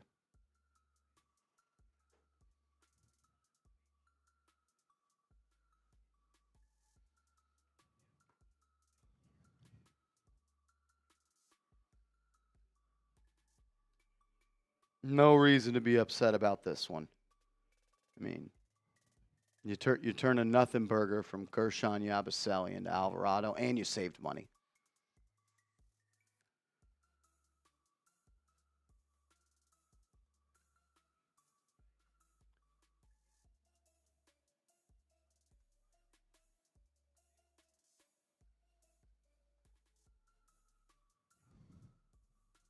Let's do it. Oh, again. We got a 3-point goal. Marty Malela. Bang! Says that Alvarado deal was a steal. Fleeced the Pelicans. Marty Malela. Man, it's a good deal. It's a damn good deal, man. Like, we'll see what the impact does, but you traded a guy that was literally playing at like one of the worst levels in the NBA in Yabusele to a guy that the Knicks have had their eyes on for a long, long time. Yeah, there's no real losing this deal. Even if Alvarado doesn't have the impact we think he's going to have, you weren't getting anything from Yabusele anyway this season. And like, oh, wow. Knicks guard Miles McBride will undergo surgery Friday on a core muscle injury, more commonly referred to as a sports hernia, and could be sidelined until the playoffs.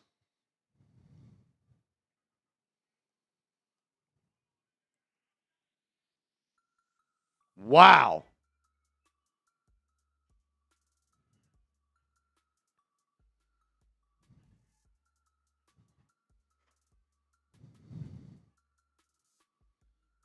I think I said it in the video. What does this mean for Deuce McBride and how big that injury is? Like, if Deuce is going to miss legit time, you need Jose Alvarado. And look, Jose's a good player. He ain't Deuce McBride.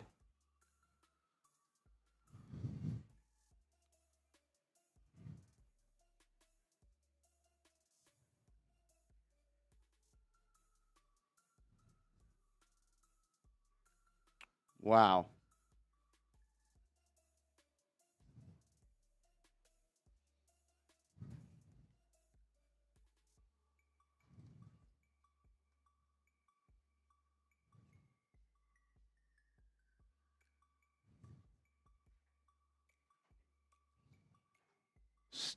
Jesus Christ.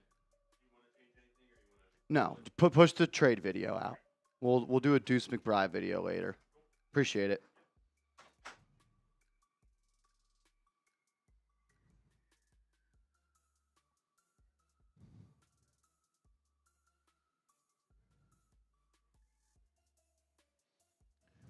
Man, not good for Deuce.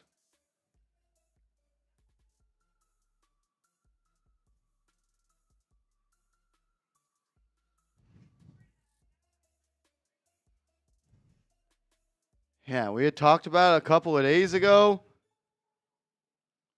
about Deuce. I mean, that's a blow. That's a blow right there.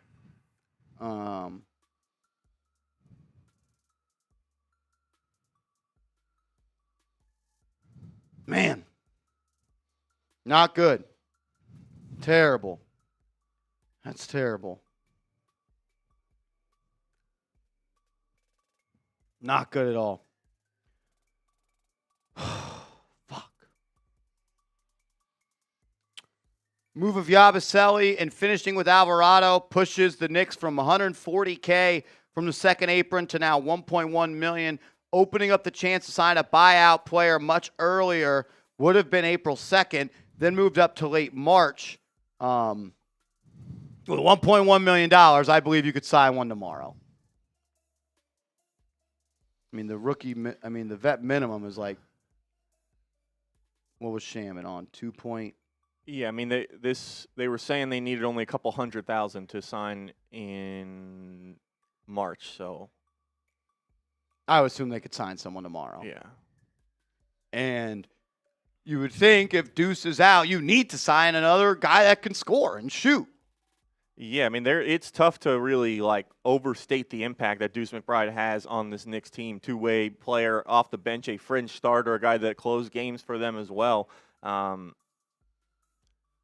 Obviously, it's great you have Shaman. He makes up for some of that, but he's still not Deuce McBride. Neither is Alvarado. Maybe the combination of them plus someone else can kind of help you bridge that gap. But you're not replacing Deuce with one player who's available right now.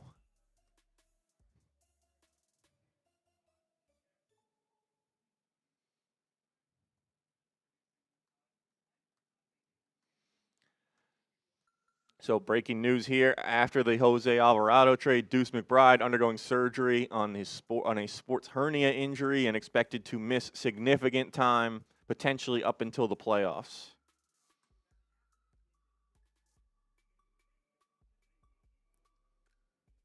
Wow.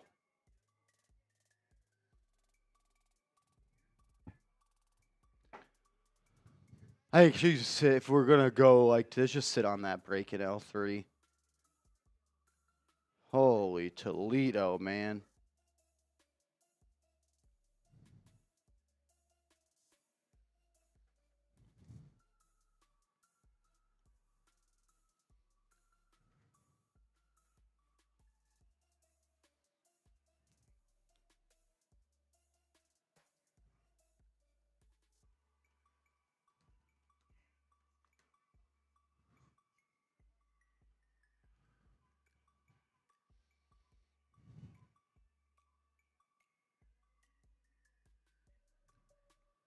Wow.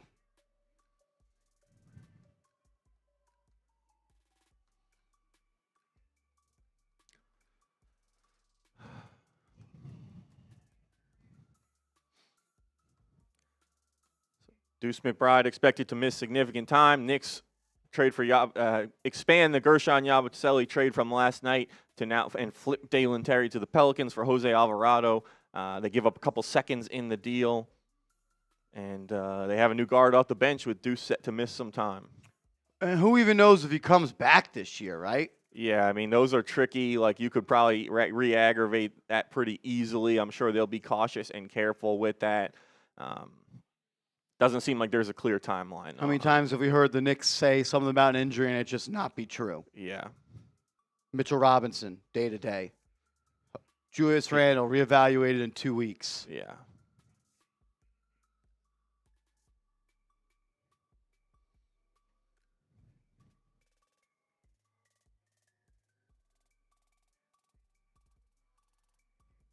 Wow. Let me film a short real quick.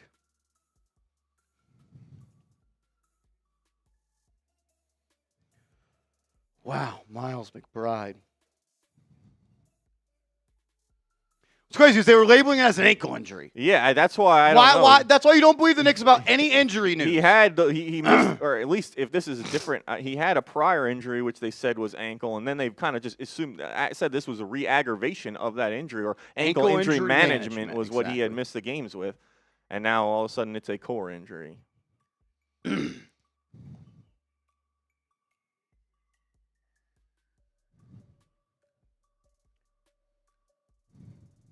Wow.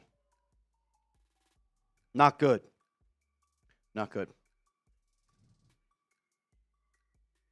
We've got more breaking news following the Jose Alvarado trade, and it is not good for the New York Knicks. Miles McBride is undergoing surgery on a sports hernia, and it is being reported that he could be out until the playoffs. This is why you never, ever, ever, ever trust the New York Knicks when it comes to injuries. They were labeling Deuce McBride, who missed the last handful of games, due to ankle injury management. It was never an ankle injury management. It was another injury.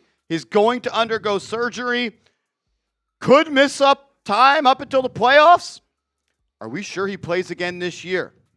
Are we sure he's maybe not played his last game as a Knick? Could he be traded this offseason? A lot to discuss. Subscribe for more updates. Jeez, man.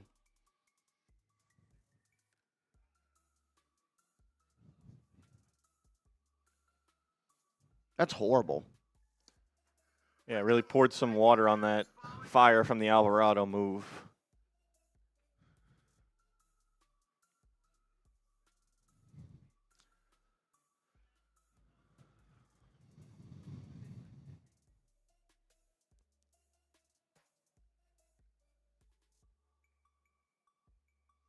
Yikes. Not good. Not good. That's why getting under, or getting, I guess, even further under the second apron is so critical. Yeah, to be able to add that extra player as well on top of Alvarado just gives the Knicks more optionality. And it's going to be tough. There is no replacing Deuce with one player.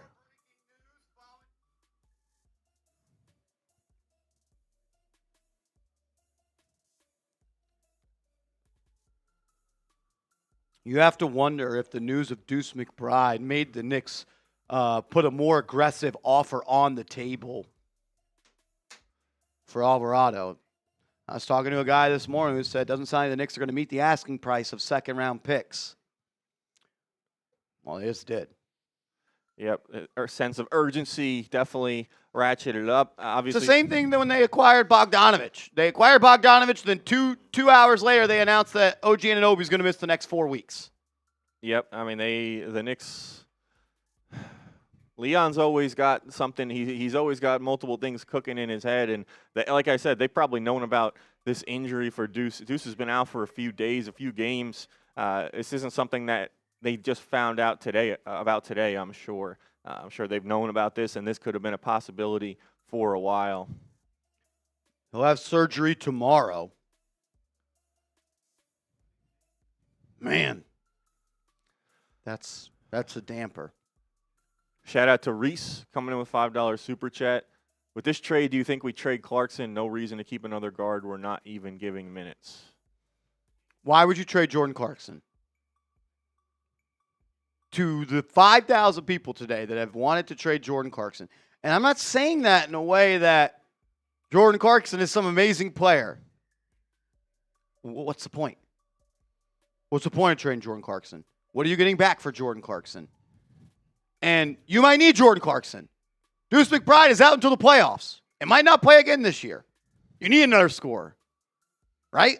Yeah, I mean, he is more valuable to the Knicks, even if he's not playing, just as depth and an insurance piece than, like, he makes the minimum salary. Are you going to get a better insurance piece than Clarkson? That's what you're going to get. You're not going to get a impact player in a return for Jordan Clarkson. You're going to trade him for draft picks or something? That's not going to. And who's giving up? No one's going to give you anything for him. So, I mean, he's a guy who's been out of the rotation. The obsession with trading Jordan Clarkson is it's not making any sense. We're going to trade him for what? What are you going to trade him for?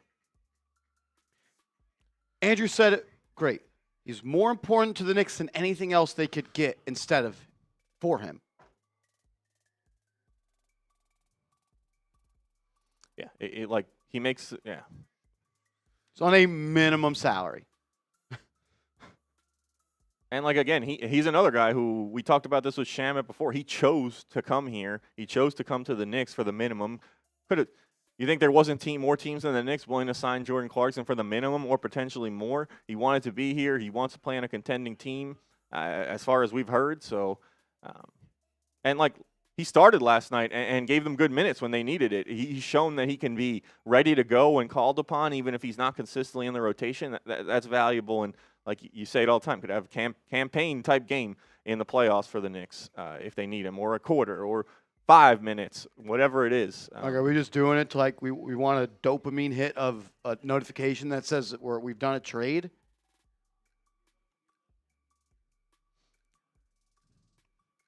Appreciate the support of the show, Reese, and the super chat. Shipmaster Kyle says, I don't want to hear any more Leon slander. Oh, that's not completely fair. Make some good moves, make some bad moves.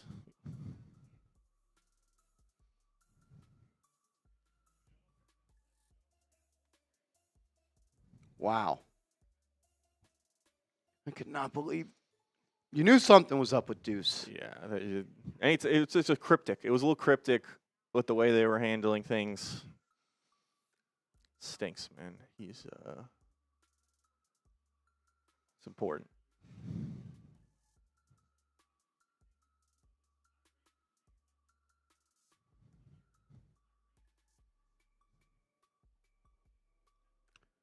This comes from Yossi. Says Jose Alvarado picking up his player option would give the Knicks significant flexibility below the second apron next season. It would help them maximize their depth under the second apron hard cap they'd be subjected to if they can acquire Giannis in the offseason.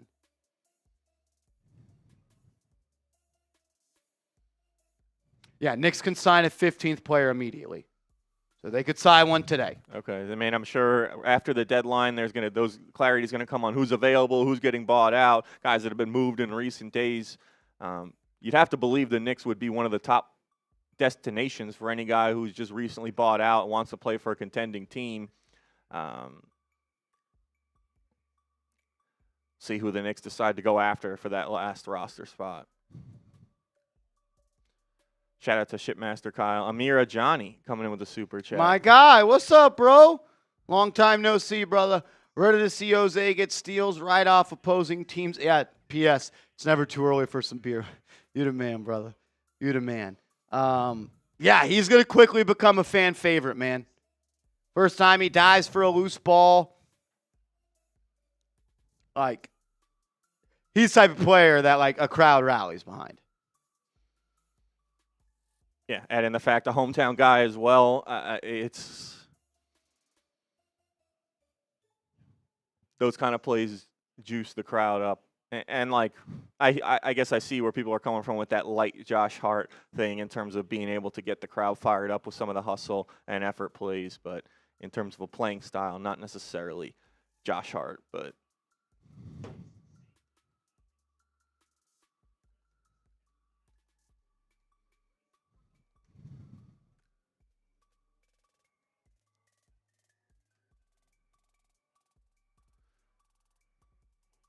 Amir Johnny. You better be here for the playoffs, Amir. That's all I'm saying. That's all I'm saying. You better be here for the playoffs, brother. Unbelievable. We got a 3-point goal. Fernando Krieger. Bang! Fernando Krieger. Thank you for your services, Dalen Terry. What a player he was for the Knicks. I mean, it's like that mellow Hawks jersey or whatever that always goes around from time to time.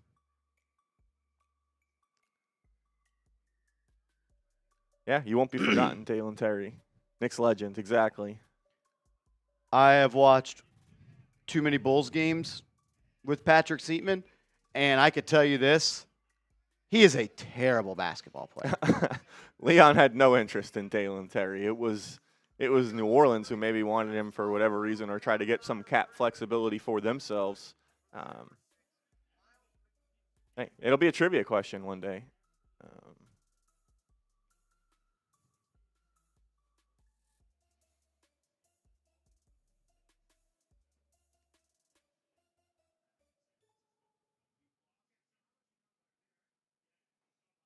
Man, so it's always with the Knicks.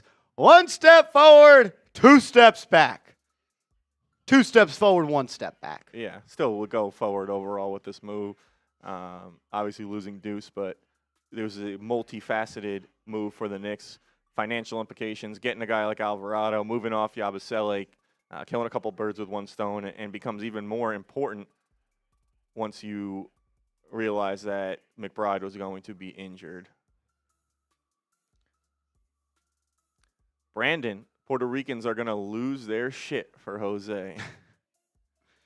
He's going to be a guy a lot of fans love. A lot of fans are going to love Jose Alvarado. He's someone you love to root for as well.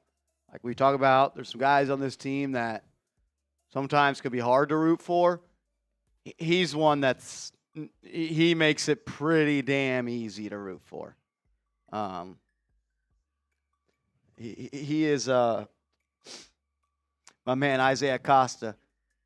Love that. Love that.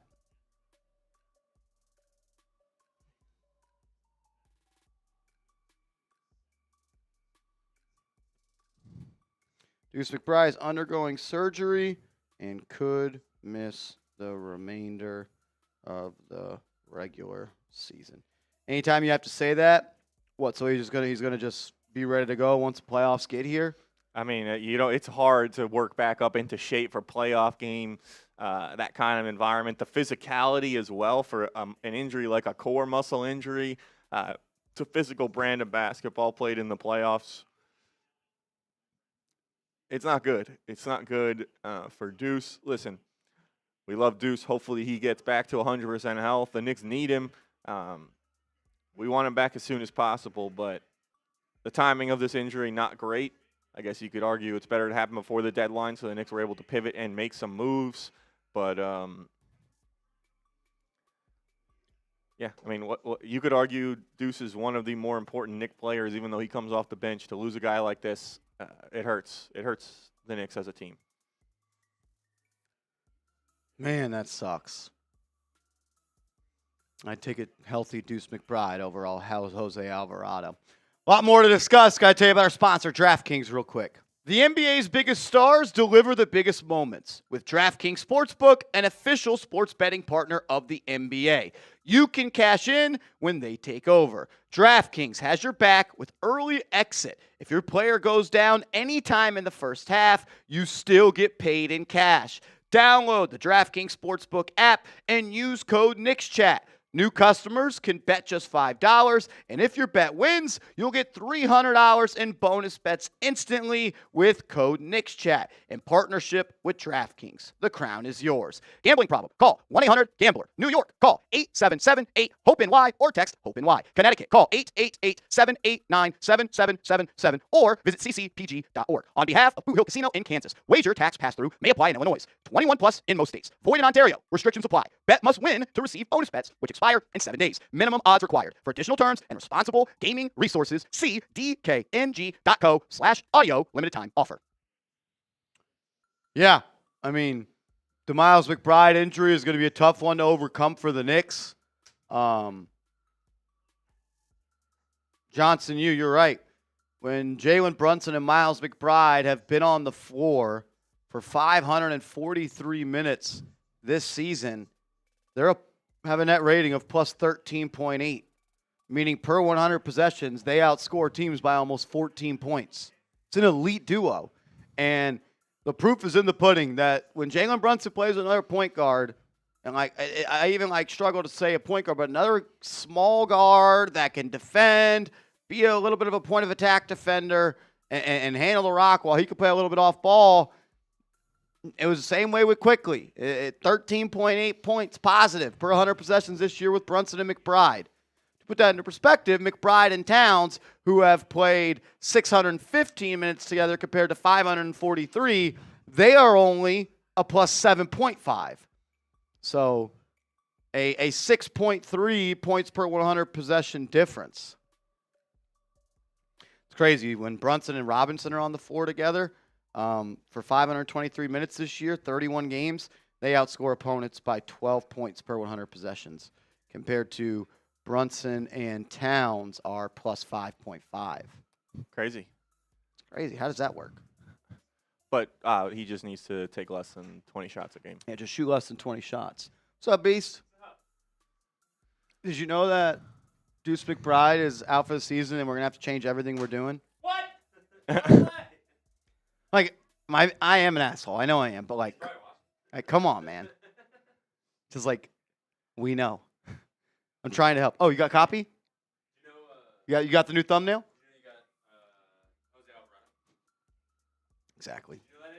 Did you know? Did you know that the Knicks won last night? The Knicks did win. Yeah. Mikal Bridges. Did you know he sucks? Yeah. He's terrible. Minute or an hour 40 left. Yeah. Hour 40 left. A lot of dude. Way different than last Less or more trades? year. More. Really? I think so. Feel Bigger last year names. more might have happened like leading up to the deadline. Bigger names, I feel like. I mean, last year was. I mean, DC, right? Still like I would say more has happened. Not for the Knicks, but in general, like before today than today. Here and there. Yesterday was like crazy. What is the obsession with trading Jordan Clarkson? Is it a I don't- bit against me now? People hate him, I guess. I don't really understand. He just makes nothing, minimum salary, came in, started for you last night, gave you good minutes. You know what you can get. You don't need to play him consistently. You know he can be called upon at a minute's notice. Not great, but he's a minimum salary player, and he has played good defense at times this year. He's brought some spark, but yeah, tough injury for Deuce. No, thanks. You want to bring the trash can in here? I don't know. It poofed. Alper stole it. CPJ, y'all think another player in the league gets moved? Ja? I was honestly shocked they moved Jackson before they moved Ja. Oh, shit. John Gray, breaking news. The return of New Orleans for New Orleans in the Jose Alvarado deal is Dalen Terry and 2 second-round picks. Breaking? Breaking. Oh. Thank you, John. Thank you, Alper. I got the New England Patriots here. Hey. Jeez. Thank you, John. Click live. Click live, John.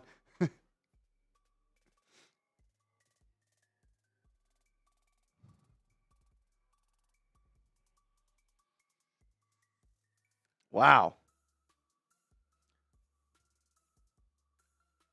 As happy as I am, the loss of Deuce McBride is bigger than the addition of Jose Alvarado. Poured major water on the good news of the Alvarado trade, and now we know part of the reason why that move was made.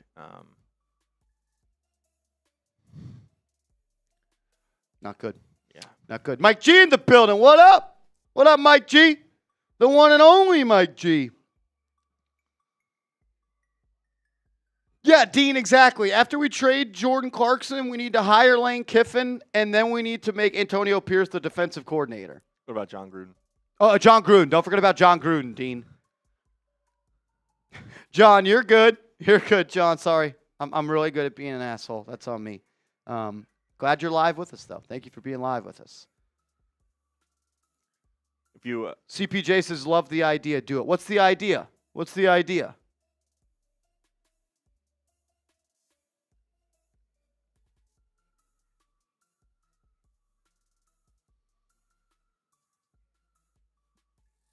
Marsh, is there another move coming? I don't think so. I don't think so. I think the Knicks are done. What else are they going to do? Well, they could trade Jordan Clarkson. that's it. I mean, it's like a Do you pressing, think they could trade Jordan Clarkson for Giannis straight up? pressing need. I mean, I don't know. He sucks. So I don't know. Like we want to move off him. That would be if the Bucks were willing to take that. I mean, why would they not though? What you just said of being an asshole. I'm sorry. It comes way too easy for me. It's blame my dad. Blame the genes I have.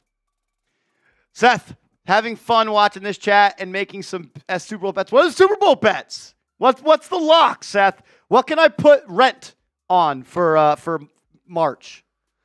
What bet can I put March's rent check on that could make me live and make me rich? How can we get Brian Scalabrine? Maybe you could trade Clarkson for him. I can't believe the Knicks haven't traded Clarkson already, right? I mean, I'm sure they're going to get so what much is Leon doing? Is Yeah. he sleeping? Is Leon sleeping?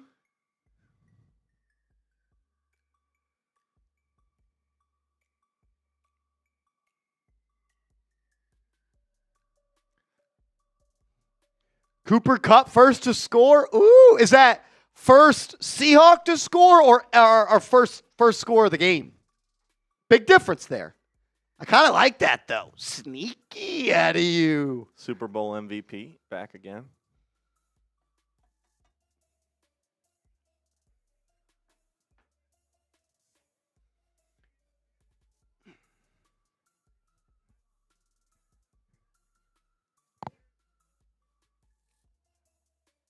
Wow.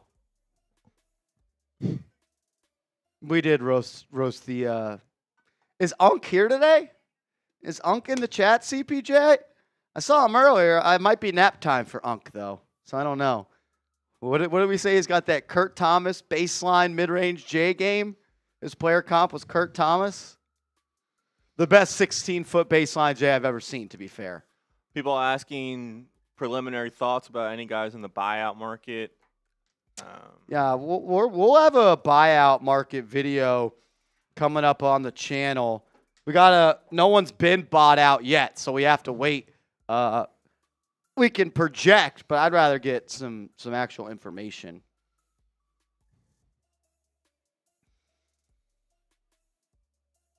I think you got to ask yourself a question. What do you the Knicks need in the buyout market? I think potentially another center. Yeah. If there's a quality wing out there, those don't grow on trees. Yeah. And I mean, I think you can use another scorer like Deuce McBride off the bounce scored for the Knicks this year. What was he averaging? Like 14 points per game or something like that this year? We have that. Johnson uses Pat Connaughton. Is he being bought out?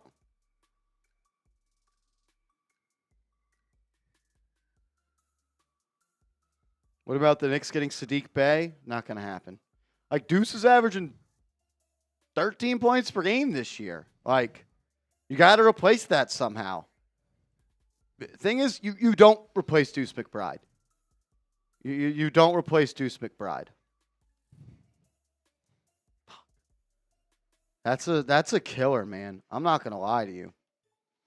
I ain't going to lie to you, boys. That's not good. And not good, Bob. Not if good. he doesn't come back at all, you're in real trouble. I truly do believe that.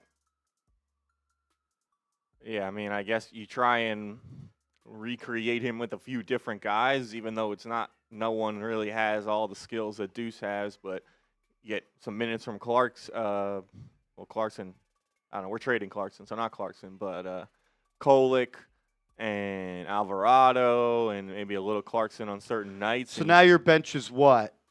Alvarado, Shamet, Mitch. That's it. Yeah. And Diawara. Guys that Mike Brown trusts. Kolek potentially has been getting in and out. I mean, he's been I just playing have with I just have a hard time thinking that once Alvarado's here. Yeah. Yeah. maybe. I don't know. This doesn't grow on trees. And there's a reason why I think when he becomes a free agent, he could sign a 5-year, $100 million deal.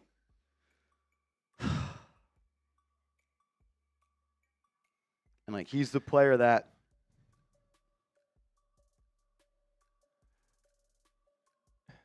Yeah, I think maybe you see some of the existing guys potentially just get more minutes as well. like, it's not hard to look at this. Who has the best net rating on the team? What player, when they are on the floor, do the Knicks outscore their opponents the most by? It's Deuce McBride. 10.3 points per 100 possessions. The Knicks outscore their opponents when Deuce McBride's on the floor. The next closest is Mitchell Robinson at 8.4. Then OG Anunoby at 8.2. Landry Shamet at 8.2. Then Jalen Brunson at 7. Bridges at 6.9. Towns at 6.9. Hart at 5.8. So, like, it's not hyperbole to say you just lost your biggest. Your most impactful player. Yeah, like, that's what the data says. 35 games played, 28 minutes. That's a pretty damn big sample size. And, like, his defensive rating when the Knicks were on the floor is 111. Offensive rating is 121. That's higher than Mitch. That's higher than OG. That's higher than Shamet. That's higher than Brunson. It's higher than Bridges. It's higher than Towns. So, like, Yeah, you lose on defense, but It's a big loss. you lose a lot on offense, too. Catch and shoot ability, ability to kind of create off the bounce as well. Not really a true point guard, but can handle the ball better than most wings. No one's saying the season is over. No one is saying that. Just sharing my thoughts on the Knicks having one of their best players injured.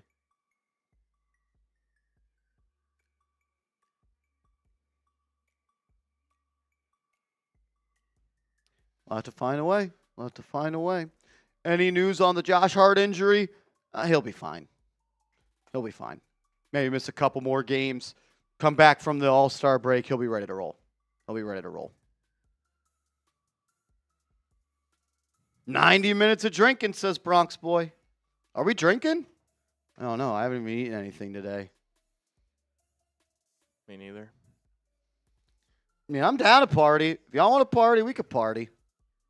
But, Marsh, we have Bridges. Bronx Boy, I do prefer to drink on an empty stomach. Cost efficient. Drink some water? I've got water. I've got how water. How do you hydrate? Hyper pure oxygenated water. Yeah. Bronx Boy says, I want to see drunk Connell. Well, that'd be weird because all we do is drink water on this channel. Then if you come to Dallas, you can buy me a drink. That New York tap water, it's a key ingredient. It is significantly better than tap water in other places. I don't know if you've had it before, but you go other places, just not the same. We'd so get arrested. Well, one of us can't get arrested because someone's got to bail us out. Someone's got to bail us out if we get arrested. You're the fall guy, Vinny. Yeah, Vinny's our fall guy. Jalen Rose said you got to have a fall guy. Vinny Pip, you're the fall guy.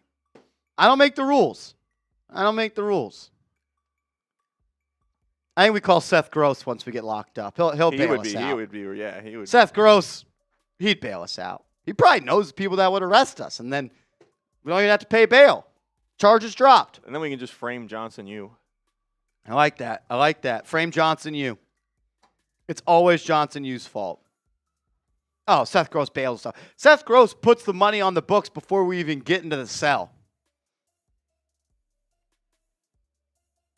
SG bails out, bro. Hopefully he answers quicker than he does in the chat right now. Ooh. Maybe he stepped away. How dare he? Yes, he says he's flying down and putting up the bail. Shout out to you, Seth, a real one. There he is. He's flying down and putting up bail. Well, you would be here partying with us at first. You would just be a little bit more responsible than all of us, and Vinny would get us in trouble.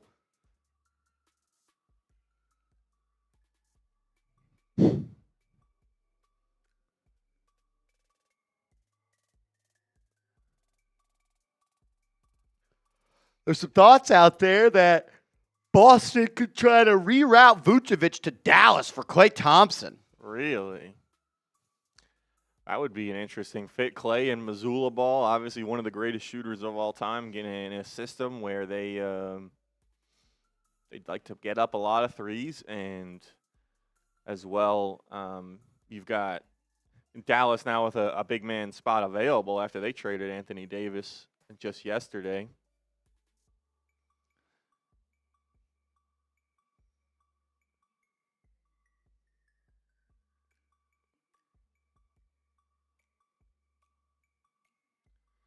Take a look at that original Bulls Celtics trade here. Yeah, run us through the trades that have gone down today, AC.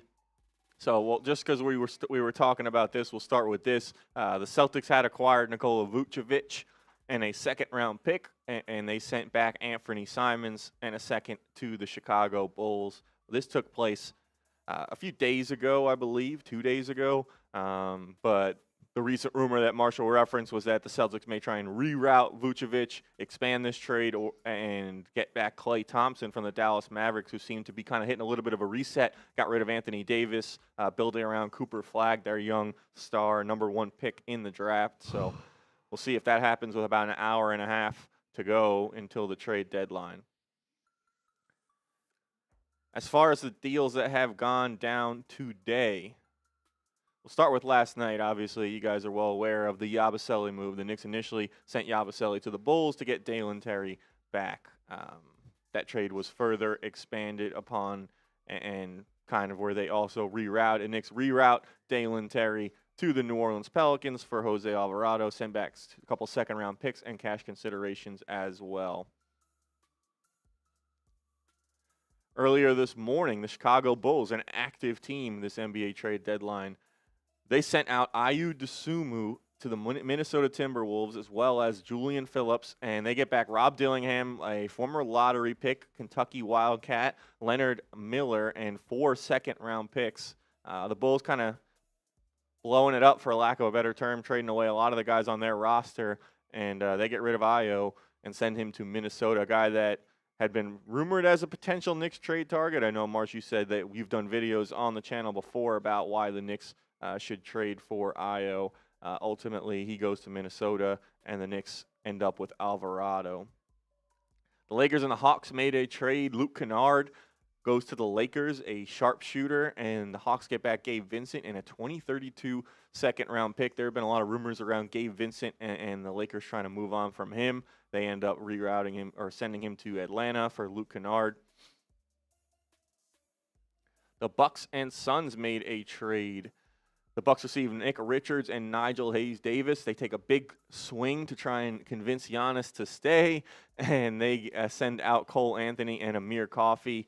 Richards, a guy who had, again, we had done a video on, rumored as a potential Knicks trade target as center depth. He ends up going from Phoenix to Milwaukee.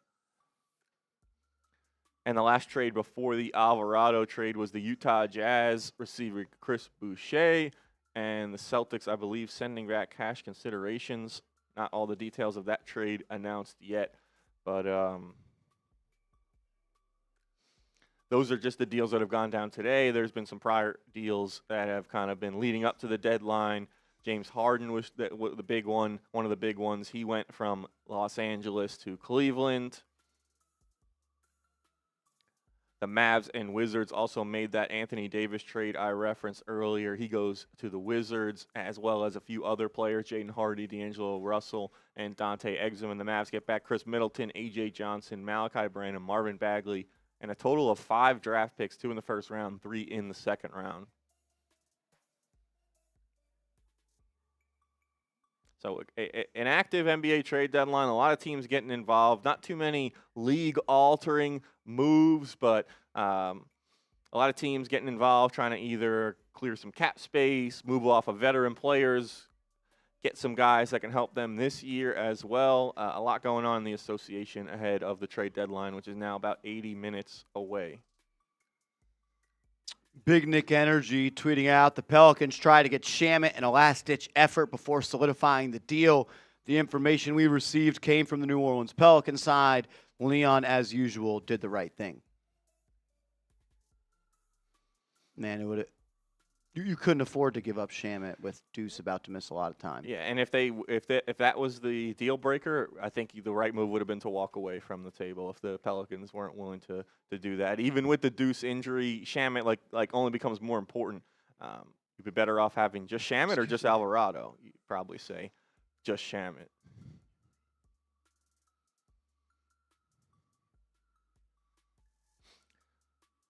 People talking about the Wizards. Yeah, I think they're in a better spot than they were with some of the moves they made. Like getting Trae Young and Anthony Davis, obviously not really trying to win this year, but build a more competitive team in future years, I think. It's tough. Like, Washington's not going to really convince many guys to go and get in free agency. They haven't been able to kind of draft their next star player after they had the John Wall, Bradley Beal era and had to get rid of Bradley Beal in a trade. So they get probably the two best players they've had since Beal in Young and Davis at the deadline. But yeah, they don't seem to be trying to win this year, which is unfortunate for the Knicks because the Knicks own their first-round pick, correct? And that would convey if it fell outside of the top 8 of the lottery. Yes. So Yeah, it's not gonna. It's not looking likely that would happen, but Just saw a tweet on Haywood Highsmith saying that multiple playoff contenders are circling the wagons.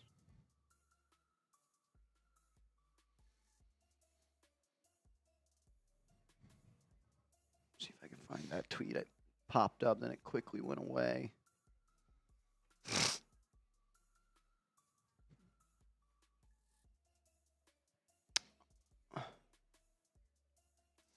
Per league sources, during evaluation on his left ankle soreness, evaluations uncovered Miles McBride had a core muscle injury, and he'll be out with no timetable for return. According to Fred Katz and James L. Edwards, McBride will undergo surgery and may be out until the playoffs.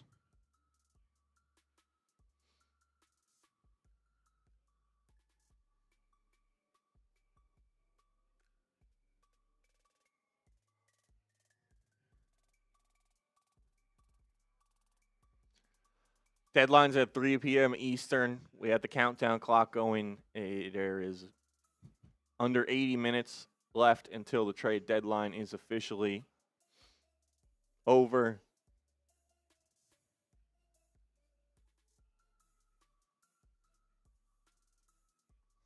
Haywood Highsmith is drawing interest from several playoff teams. Highsmith's healthy. He's playing 5-on-5 and was set to make his season debut February 11th following the meniscus injury. So he's ready to go. Yeah, he is locked in. Could be one of the top guys available, a wing player. Could be a guy of interest to the Knicks. You can never have enough good wings. So, and like, He obviously, can play small ball 4. multiple playoff teams, but you'd have to think the Knicks are one of the top destinations for guys on the buyout market if they're looking to play for a competing team, a championship level, a team with championship level aspirations. Maybe not if you're looking to get big minutes. He could obviously go to a different team and get big minutes, but he presumably could have done that in Brooklyn as well. So you'd think he'd be looking to play for a team that's more in contention. Sherwin in the building. What up, man? I'm going to disagree with you like I always do. Dalen Terry is not a good basketball player. Dalen Terry is not a good basketball player. Can't shoot, can't dribble, can't pass. He's got a high motor on defense. He's a good athlete, but he's not a good player. The Knicks never had intentions of suiting up Dalen Terry. We told you that last night.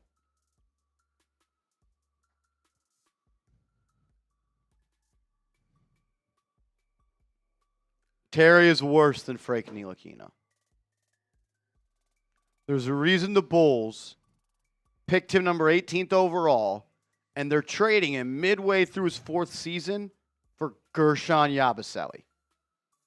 I think that just kind of... If he was good, don't you think the Knicks would have had to give up at least 1 second-round pick? I can't imagine. I don't know what New Orleans' motivation is, but I can't imagine there are too many teams calling around asking about what it would cost to acquire Dalen Terry. Not much.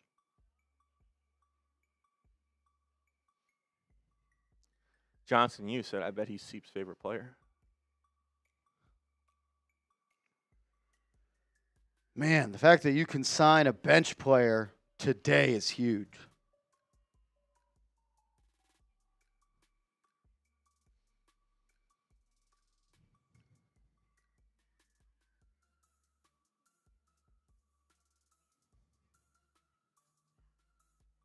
I think they're done for the day. Yeah, there's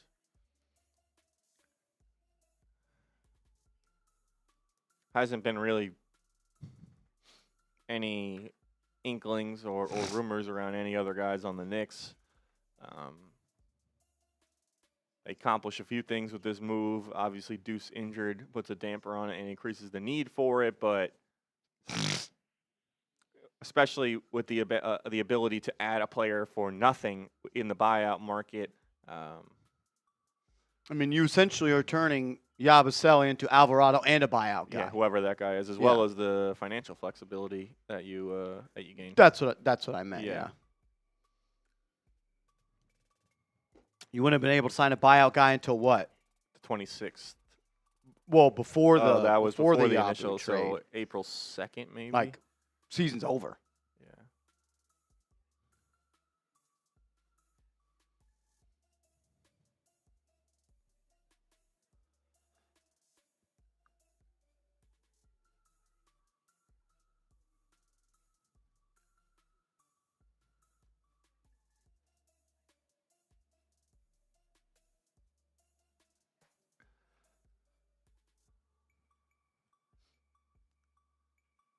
Shout out to everyone who's rocking with us on our live show for the trade deadline. If you are watching now and you're not subscribed, I suggest you change that. We are locked in doing live shows for pretty much every single Knicks game, videos as well, short form. Be like DJ, Fresh, Ty G, our guy RD, and Marvin, and subscribe to the channel, and you may get a chance to get your name on screen. We were trying to get to 84,700 subs. We appreciate you helping us on the way to our goal. And spending your trade deadline locked in with us.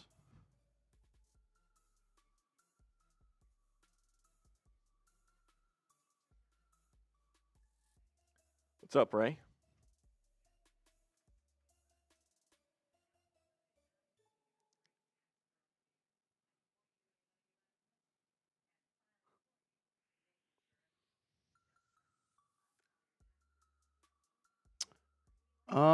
Who are some other guys that could be bought out? Lonzo, Chris Paul, Middleton, Drummond, Conley, Niang, Thibault, DeRozan, Lopez, Bagley, Highsmith. I don't know.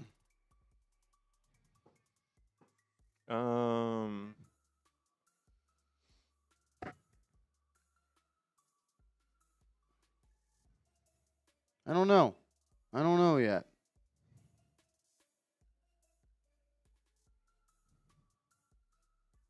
I don't know. Thibault would be sick. Yeah, talk about a defensive wing pickup. That would be sweet. You can use him in the playoffs on certain matchups. You play and deploy him as well. And we've seen Mike Brown be pretty good with end of the game situations, strategically getting his offensive lineup and his defensive lineups on the floor. Did that with Mitchell Robinson a couple times last night, and he made some impact plays defending Murray, defending Jokic. So anytime you can add a high-level guy, either on one side of the ball. There you are, Carl. We were talking about you, bro. Where you been? Where you been, OG?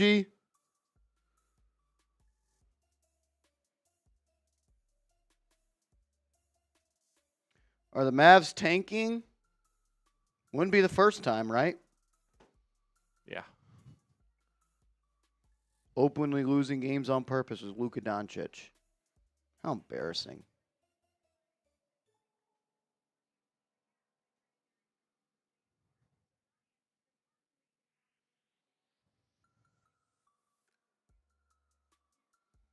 Hasn't been a deal in a while. Hasn't been a deal in a while as we're 72 minutes away.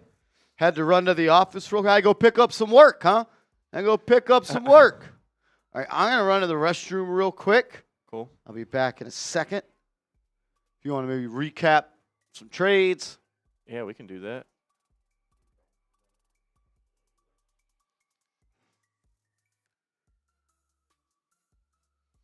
All right, shout out to you guys. Appreciate you guys hanging off. Yeah, Vinny, absolutely. We'll see. I don't know. Appreciate you guys hanging out with us for the NBA trade deadline. Obviously, two big pieces of Knicks news. Deuce McBride having surgery for a core muscle injury and potentially could be out until the playoffs per Fred Katz and James L. Edwards. And the Knicks acquiring Jose Alvarado, expanding that Guerschon Yabusele trade. Rerouting Dalen Terry to New Orleans, adding in a few second-round picks, and they end up with Alvarado, the New York native, to shore up that guard rotation.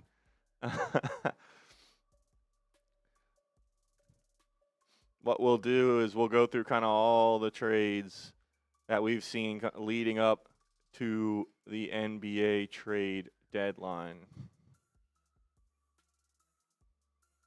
Start back with the Trae Young trade. We were actually live on the channel when this happened, doing a Knicks game. Trae Young went to the Wizards. The Hawks received C.J. McCollum and Corey Kispert. The Hawks the Hawks moving off Young, they're a longtime franchise centerpiece, and the Wizards doing a little bit of a reboot. Getting Trae Young, they later traded for Anthony Davis, pairing those two together and trying to maybe step up their level of contention moving into the future. Not expected, neither one of those guys expected to play a lot this year, and they're expected to rest those guys.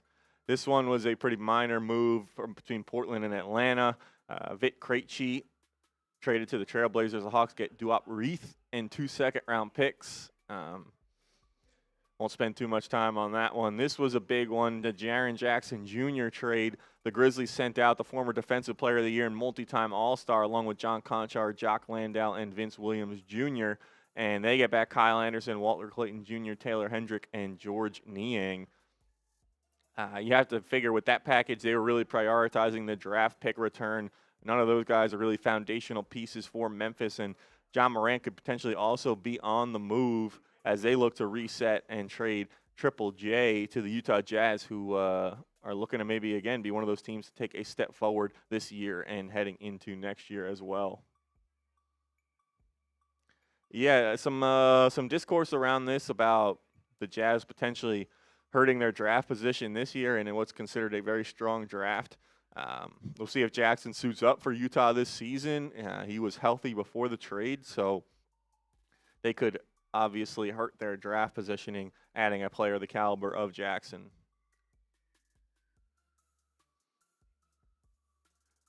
This one, which I believe was eventually expanded, but initially the Bulls received Mike Conley and Jaden Ivey. The Pistons received Kevin Huerter, Dario Saric, and then this also included Minnesota, who received cash considerations. Touch on that more again later. The Bulls made another trade. They're going to be the team you're going to see most here as we run through all these trades. Boston Celtics acquiring Nikola Vucevic and a second-round pick, and in turn sending Anthony Simons and a second-round pick back to the Chicago Bulls. A swap of two players there. The Bulls getting a big guy. The Celtics getting a big guy, and the Bulls getting a guard in Simons. This is another big one, a all-star level trade, a swap of two all-stars. Cleveland going all in and getting James Harden from the Los Angeles Clippers. The Clippers get a little younger with Darius Garland and a second-round pick.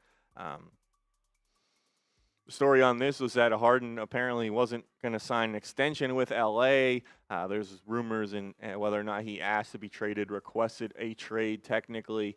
But he felt that Cleveland was closer to contention than L.A. He wants to go to Cleveland. He pairs up with Donovan Mitchell and, as of now, Evan Mobley and Jarrett Allen to try and make a run at it in the East. And the Clippers, I think they do okay. If they were going to lose Harden, they end up getting Darius Garland, maybe not the caliber of player that James Harden is, but significantly younger. They can potentially hold on to him for a long time. A team without really a young star. Obviously, they have Leonard, but he is, again, up there as well. Not bad for L.A. to kind of snag the young player here for a guy that is in the twilight of his career.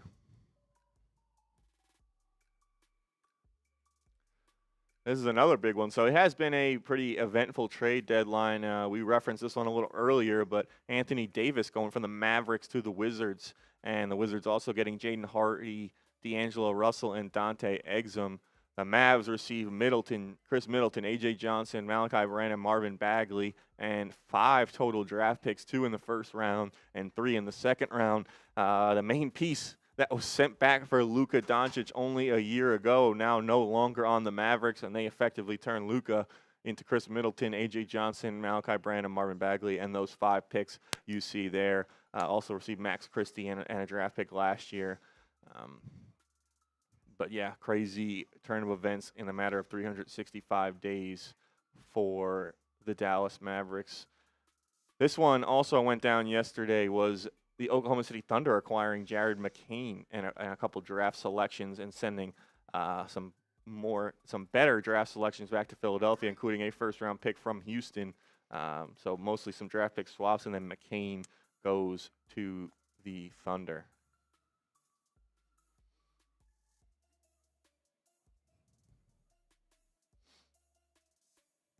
Just gotta post this short real quick. Give me a sec.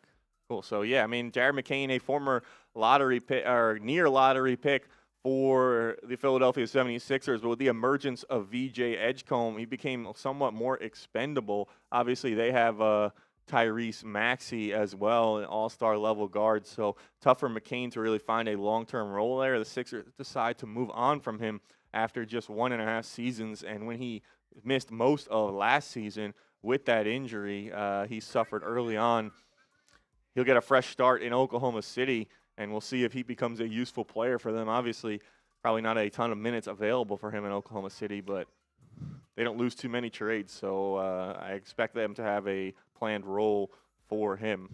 Another trade coming in. The Denver Nuggets are trading Hunter Tyson and a 2032 second-round pick to the Brooklyn Nets for the lesser favorable of a Clippers-Hawks 2026 seconds. Denver creates an open spot for the buyout market and gets out of the luxury tax.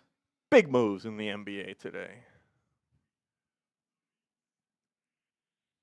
Wow. Tyson Nuggets. People are saying that was an interesting pairing. No longer Tyson on the no Nuggets. more Tyson Nuggets? Yeah.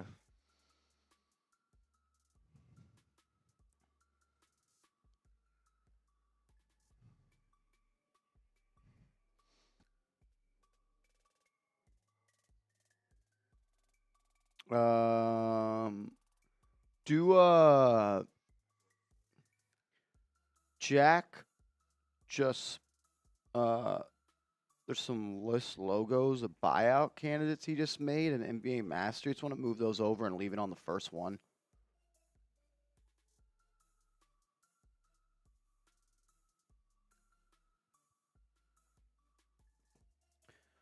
All right, 64 minutes left.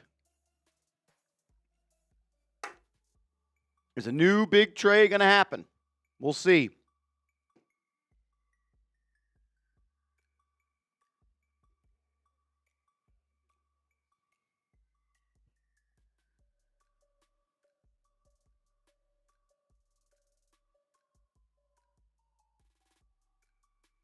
Boston Celtics are trading Josh Minott to the Brooklyn Nets.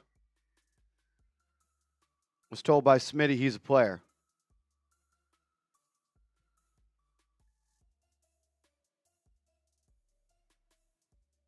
Let's go.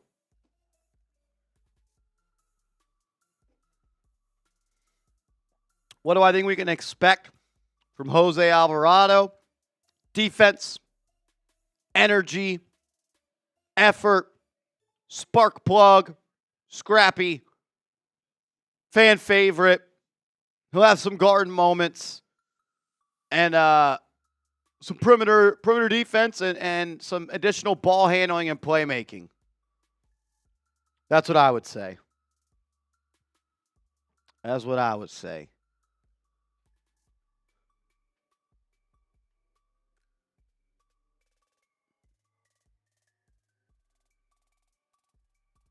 Jose Alvarado.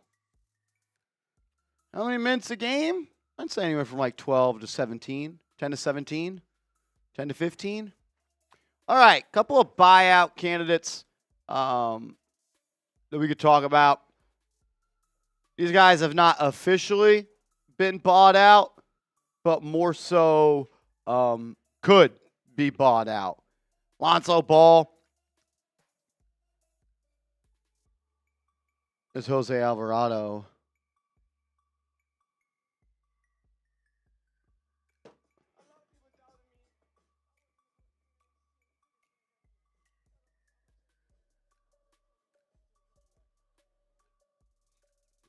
He's going to be easy to root for, Jose Alvarado. I'll tell you that much. Lonzo Ball could be one. Just got traded to the Jazz. Probably not going to be there.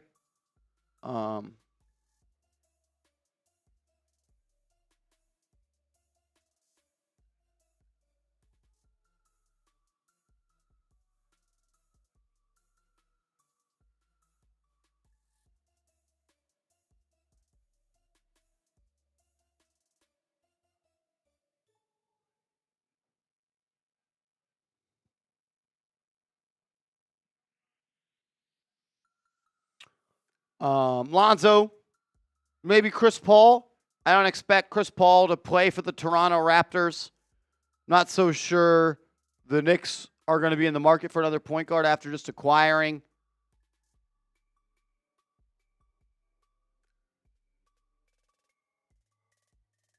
as they just acquired Alvarado.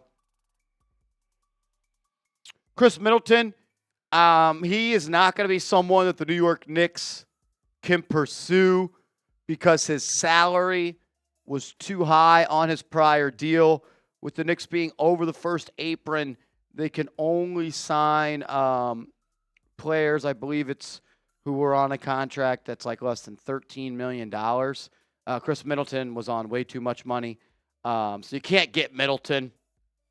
Andre Drummond, if he is bought out by the Sixers, he's someone that I definitely would be interested in. Some center depth behind Mitchell Robinson and Towns. Mike Conley Jr. could be a name as well. None of these are official, as the Sixers are trading Eric Gordon and a 2032 second-round pick swap to Memphis.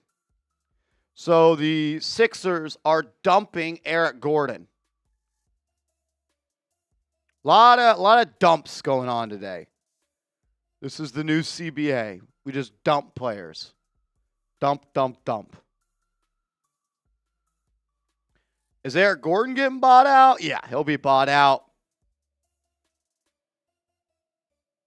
I wish I took a dump. No. I took a leak, and then I ate a little bit of chicken. Swine Bros like a nationwide thing. Had you heard of that before you moved I had here? never heard of that before I came here, so yeah, could have gone without knowing about it as well, but yeah, It's like if Hawaiian food was sold in I a. didn't even really know like Hawaiian food was a thing. Like, it's a state. Like, does there Texas food? Like, they don't call it Texas food. Like, there's barbecue. Tex-Mex. Okay, I guess, but there's not New York food. Like, New York pizza. I guess. Chopped cheese. Yeah, well, but Bagels. You getting any of that here? you can get it, not the way in the same way. There's food by states. In the Midwest, all they eat is casseroles.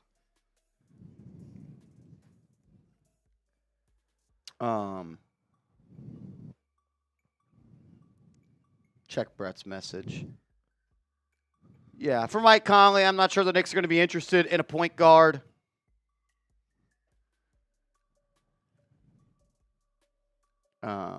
But yeah, it's like mall food. Not very good. Knicks potential rotation: Brunson, Bridges, Hart, OG, Towns, Alvarado, Shamet, Robinson, Clarkson, and McBride when he comes back, if he does come back. I have a weird feeling Miles McBride might just play his last game as a Knick. Not a joke. Yeah, it's possible, especially if they try and make Train it, for Giannis in the over offseason, summer. he's He's in the going to deal. be in the trade. So if he doesn't suit up again this season, that is a very real possibility. You'd imagine they like to keep him in general, even if, let's say, they don't trade for Giannis, but there's a chance that they realize they're potentially priced out of the Deuce McBride market, and they try and capitalize on that before he potentially losing him for nothing. I don't know. There's a question mark on the future of Deuce McBride. And we got some other of those buyout candidates that we can roll through.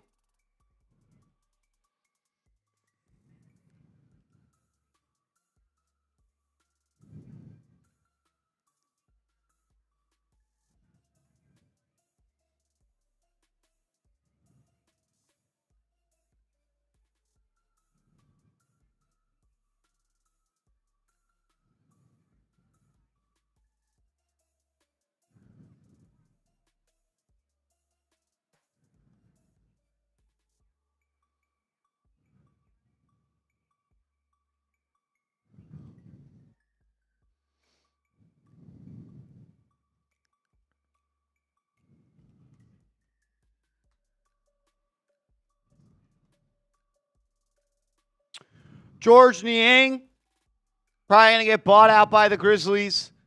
I don't actually hate that move for the Knicks as a buyout guy. Could probably give you some things that you thought Yabusele could give you. He's a shooter. He could play the 4 a little bit. That could make some sense. Brook Lopez, honestly, I think that'd be a great buyout candidate for the New York Knicks. Haywood Highsmith is high on my list. Marvin Bagley, don't hate it. Don't hate it.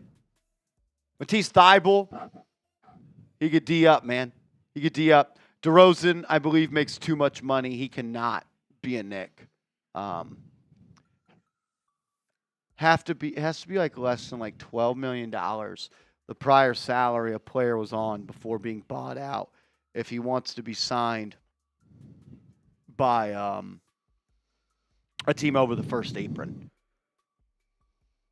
Yeah, Highsmith might be the best player on the buyout market. I mean, DeRozan is obviously a better player, but when we're talking about attainable players for the Knicks based off their prior salaries.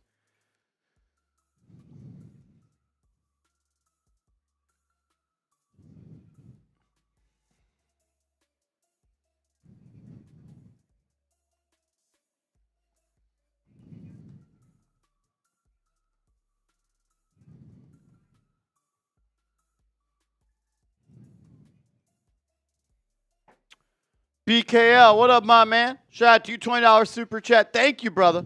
I'm glad that the Knicks did a right move in this year of the trade deadline. Jose Alvarado was a right move until we used perfect rotation and used Alvarado as a backup for shooting for the 4 and perfect defense. He's going to bring defense, no doubt about it. Not the best shooter in his NBA career, but someone that's going to bring toughness, some physicality. It's 14.1, Carl Knight. That's why we keep you around, brother. Thank you, man. See what DeMar DeRozan's. He's got to be more than that, right? Yeah, like 20 or 30, I would think. Yeah, way more than that. Stupid Kings. Stupid Kings. Probably the Bulls, actually. Was he? No, he signed there. Signed in free there. Agency. Signed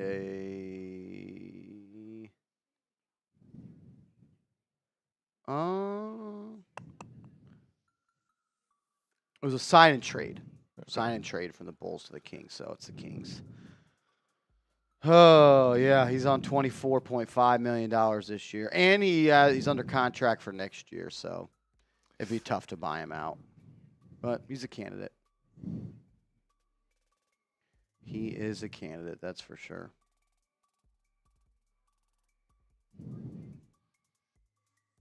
Yeah, I'm pumped up about this trade. I'd be a lot more excited if we also had Deuce McBride. And, I mean, you know, fingers crossed, knock on wood, Deuce McBride comes back healthy. You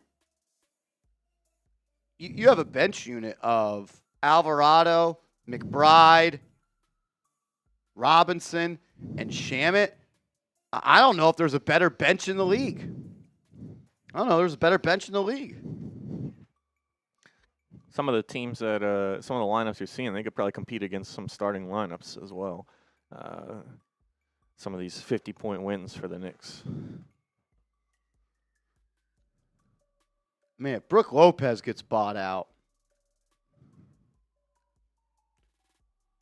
Not saying he play a lot of minutes, but I mean, he'd immediately give into the rotation, a guy who's gotten better on defense over the course of his career and can now kind of stretch the floor as well.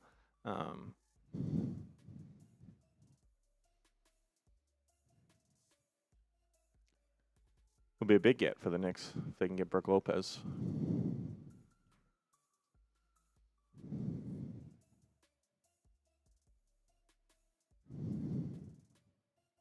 Deuce injury obviously puts a damper on. Yeah. It just puts it on the show, but also puts it on the season. I mean, when it comes to net rating, he's been the best Knick this year. Shout out to Liam coming in with a super chat. Appreciate you supporting the show.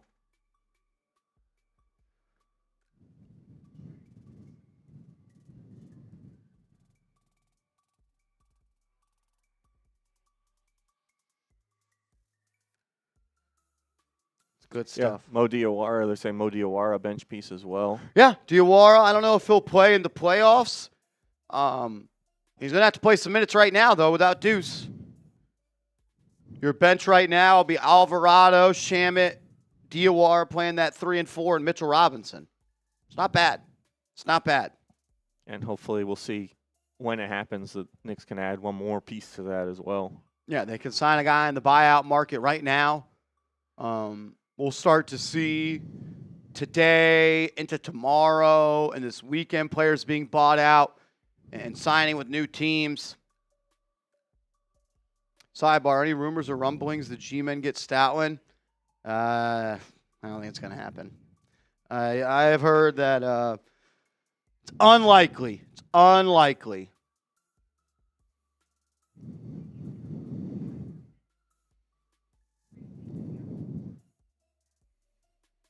Unlikely. McBride is going to be in the Giannis deal. That's why we got his evil twin, Jose. Not quite exactly Deuce McBride, but a good pickup for the Knicks.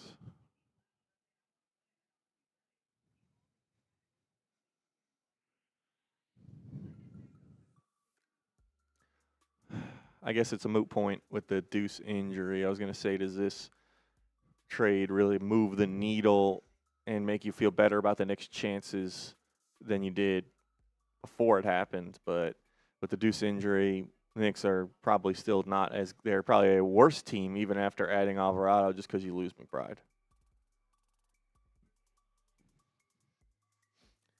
Liam again coming in with the $2 super chat. Appreciate you.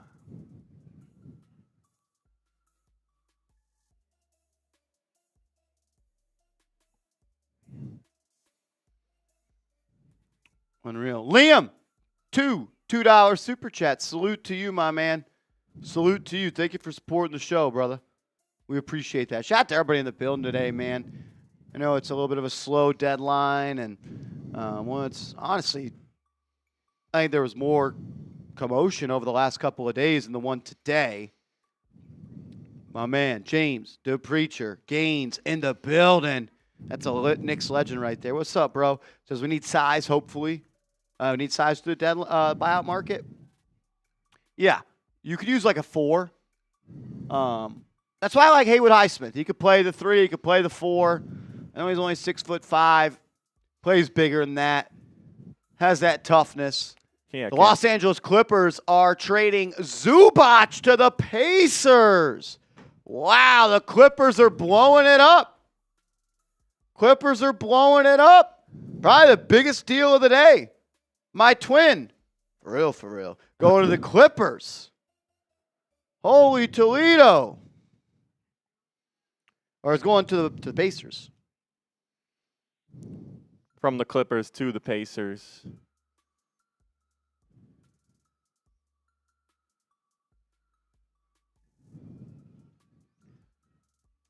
Wow. Zubac. I've always loved his game, man. Hey, cooked the Knicks last time they matched up against the Clippers. Dominated Karl-Anthony Towns. Just a old school big guy. Physical. Hit the glass hard. Good at finishing around the rim.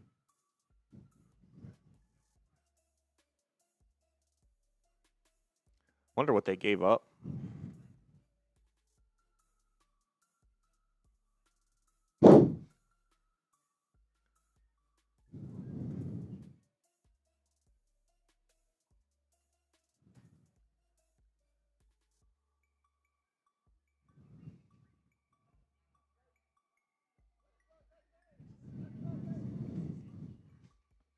Wow. I kind of like him as a long-term piece on the Pacers. Next to Hallie. Yeah, a little two-man game, pick and roll.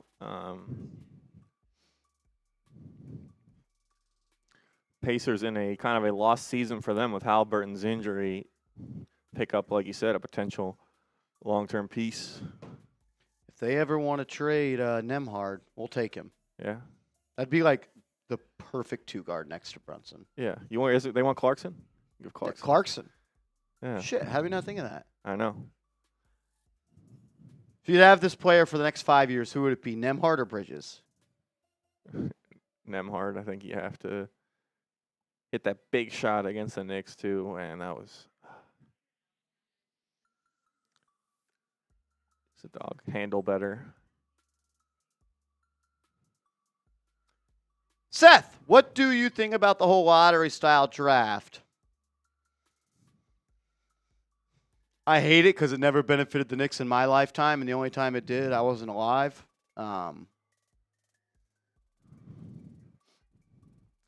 Shout out to Liam. Again, it says Cat and McBride, 2 first-round picks for Giannis. Yeah, that'll get it done.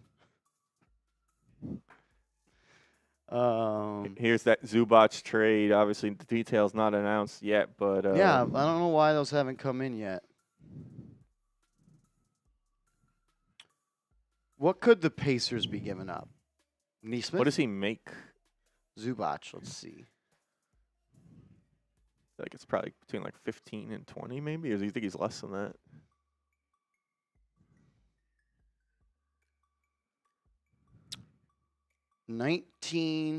Someone said Obi. 18.1. Someone said Obi Toppin. I think he's in that range. 18.1? He's like, I think he signed like a $15 million a year extension, maybe. Someone said Mathurin. Ooh, could be Mathurin. Nembhard makes 18.1. Toppin 14. Nesmith 11. McConnell 10.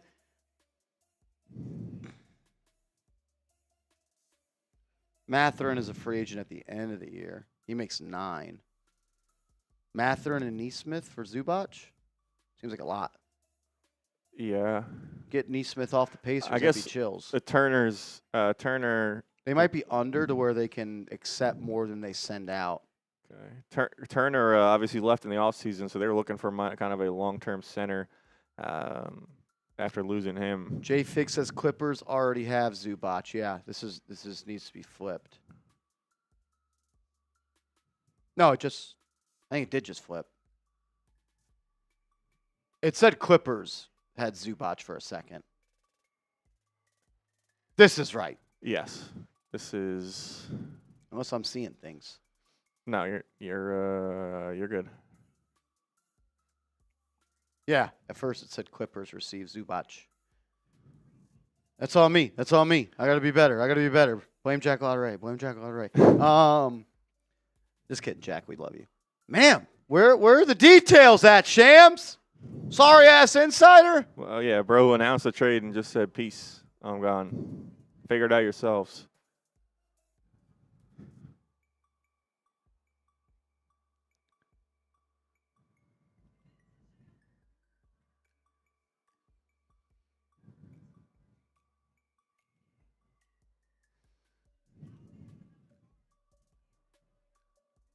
Still no news on what the deal is. Very interested to see.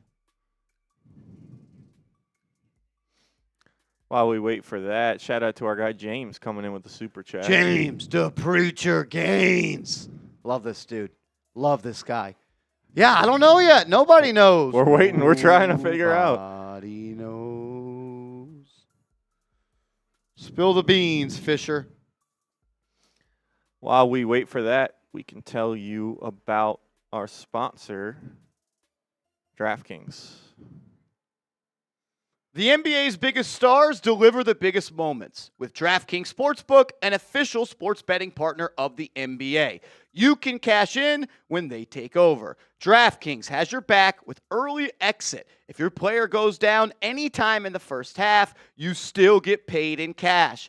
Download the DraftKings Sportsbook app and use code KnicksChat.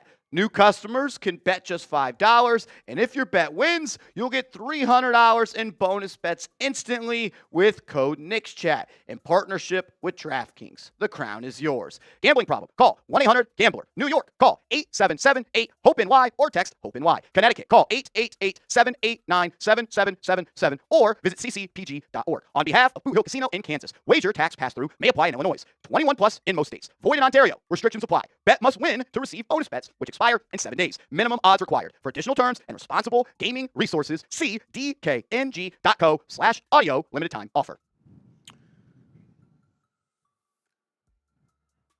The Miami Heat are the only Eastern Conference team that has not made a trade today.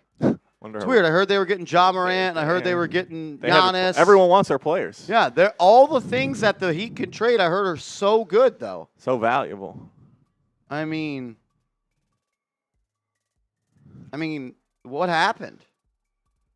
They just the other team's offers weren't good enough to give up guy like you don't give up a guy like Jaquez or Hero just for anyone. Like you gotta be getting No, like if you're gonna give up Jaime Jaquez Or and Tyler Jovic. Hero, Coel Ware. Jovic too. I mean, Shit.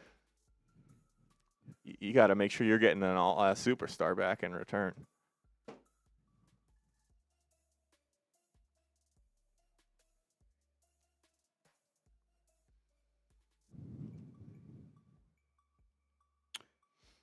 Potbelly says, "Damn man, we was worrying about Greek Freak and wasn't paying attention. He was on the board just in case we couldn't get him, and Zubac would have fit."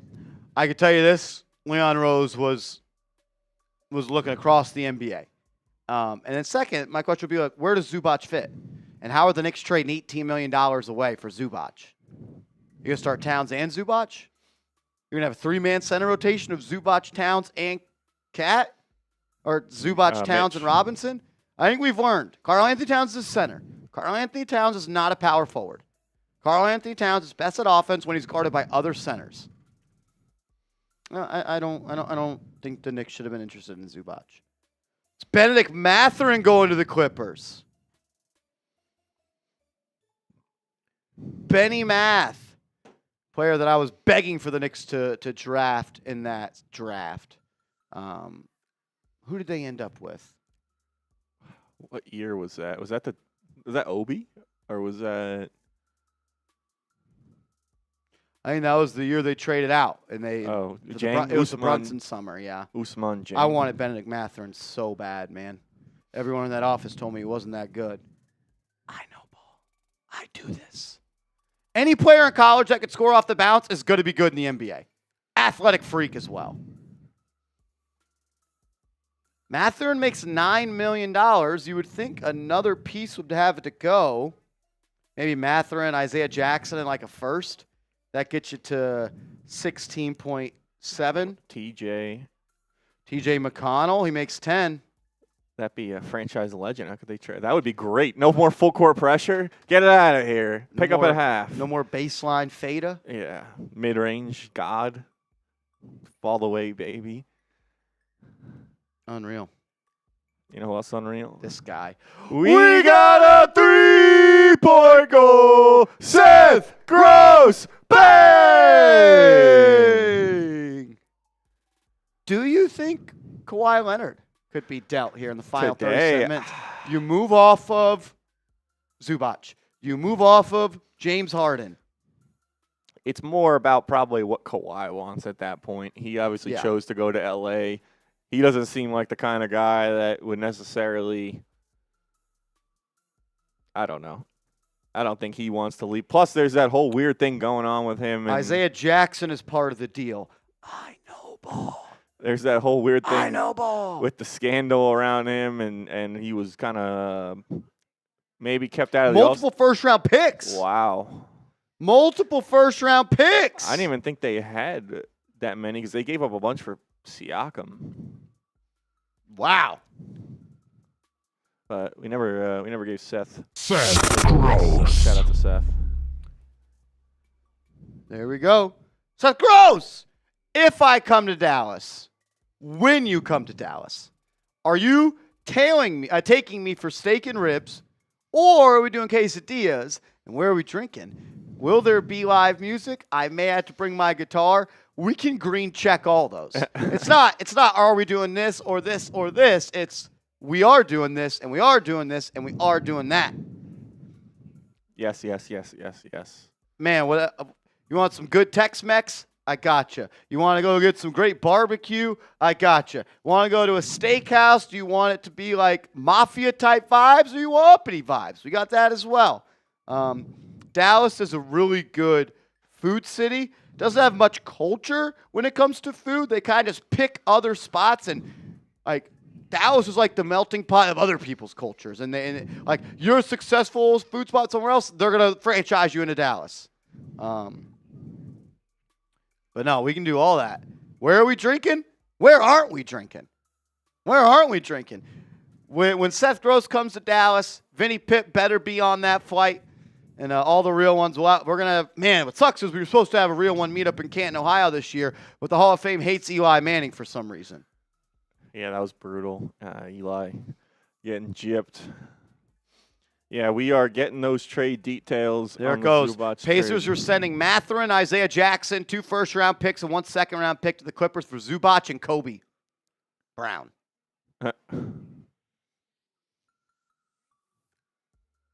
2 firsts, 2 seconds. Wow. It's a haul. I mean, What are the Clippers doing? I'm not saying it's a bad trade, but they're obviously not trying to win. yeah, I guess they're. I mean, like they could have still kind of run it with Garland instead of Harden. Obviously, you maybe get like a little worse, but like Garland's still a guy who's been in all. Like they didn't need to tear it down after they traded Harden. And, like, they fought so hard over the last month and a half to get back to a good record. I'm not even sure they own control of their own pick this year. I think it's OKC. Yeah, so, like, again, not another reason to not bottom out, but maybe it's protected for a certain range.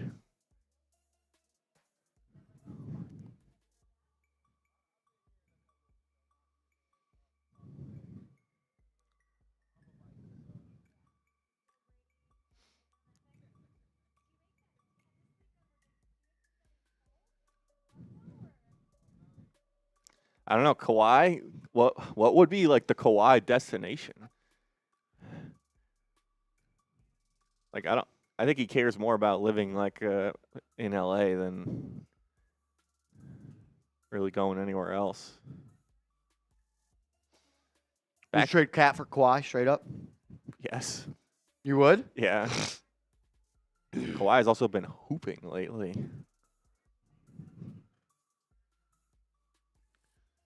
We're trying to win a championship this year, are we not? Is he going to be healthy? Is Cat going to be healthy? He's been a lot more healthy than Kawhi. I guess. That's just a fact. How many games do you think Kawhi's played in the last 3 years? Not a lot. Average maybe 30 a year. He's played 37 games this year, played 37 games last year, played 68 in 23-24. So he's played 74 Pretty much combined half a games season. in the last 2, which isn't even a full season. Yeah. Look, Kawhi's great. I mean, there's no doubt about it. The way he's playing right now is unreal. It's arguably one of his best seasons in the NBA, averaging 27.6 points per game, a career high. I mean, it would be obviously it would be a gamble, but Mitch Kawhi, OG. chills. Defense.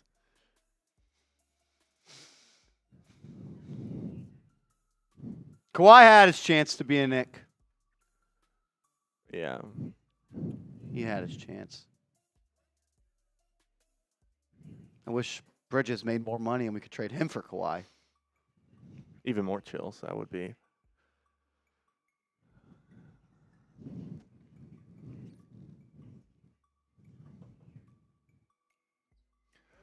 What do you think wins this trade? Type IND if you think a Pacers win, and type LAC if you think the Clippers win this trade. Let us know. We're 30 minutes away from the deadline.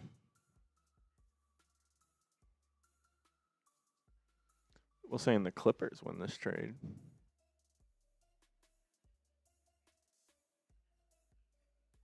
Siakam and Zubac, that's a really good front court. Yeah, they got some length as well. I mean, Siakam, man, he killed the Knicks in the playoffs. 2 years in a row. They didn't have anyone to guard him. They didn't have anyone to guard him. OG can't do it. He was cooking OG in the post, and you put a bigger guy on him, he would just blow by. Josh Hart got fried. It's a tough guard. He Josh is. Hart's He- 6'5". He's a matchup, a Siakam's little bit of a 6'9". matchup problem. That's why Mohamed Diawara is going to be a dog once he turns into Pascal Siakam. Well, he is Pascal He Siakam. basically is already. You saw that move last night? That was a little hezzy.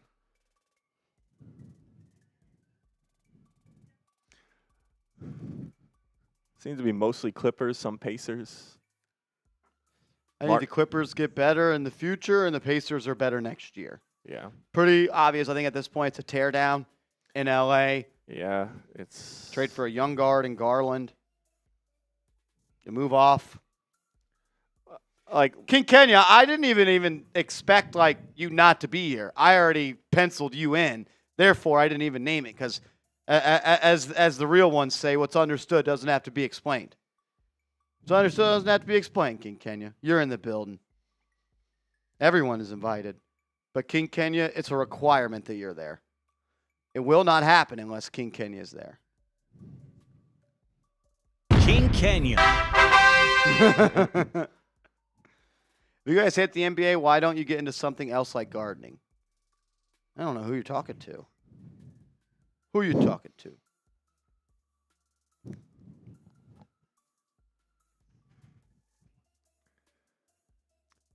Sadiq Bey, Eves Misi, that ship has sailed, brother. we already made a trade with the Pelicans. Yeah, I like it too. That ship has sailed. The ship has left the dock. It's not coming back. 29 minutes. Do we get a big trade? Yeah, do you think anything else is going to happen? No John Morant news yet? Oh, the Heat are going to get John Morant. All right, that for Kalowair and picks. Norman Powell, maybe. I mean, hey, he's an all-star now, so. Yeah, they got their backcourt of the future, James. Garland and Mathurin. I kind of like that. I think they did pretty well for what they had. Like, I don't know how they didn't get more from Cleveland or how. Pop that trade up if we have that in there. yeah, we got that one. I think they were the ones that had to give up a second-round pick. No. Or they were the ones that got it? Cleveland gave up a second. Okay. Yeah, I mean, I guess my question is, how do you not get a first? How many more years is Harden under contract? Is it? I think he signed like a 1-for-1. Scooble back to the Tigers. Like extension? He won his arbitration case. Well, they lowballed the hell out of him, I think. He wound up with $32 million versus the 19 Detroit asked Yeah. for. That's crazy. $19 million for him. James Harden signed a 2-year. He has a player option for next year of $42 million. So, I mean, theoretically could have lost him for nothing. Was easy turning that down? Probably not, but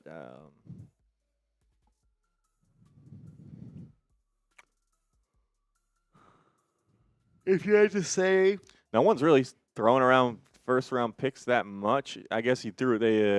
Clippers got a few for Zubac and then some in that AD trade, but they don't. First-round picks don't move like they used to these days. Except if you're the Knicks trading for Mikal Bridges. or the Magic for Bane. Yeah. Or Rudy Gobert as well.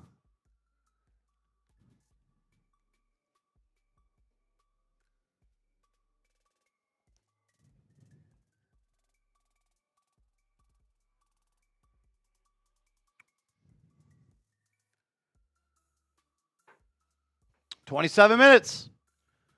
27 minutes. Shout out to everybody in the building.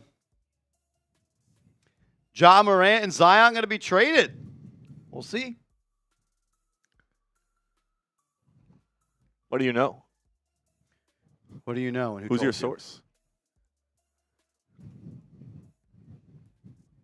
Marty. So that first round pick that the Pacers traded, I think two. the 2026 one, is heavily protected. And if it does not convey, it converts to a 2031 unprotected first round pick. Wow. I mean, I guess you never know what's going to happen. Halliburton's still pretty much be not out of his prime yet. He's only in his mid-20s, but unprotected is pretty. You rarely see that. I think the one that they gave up is top 4 protected.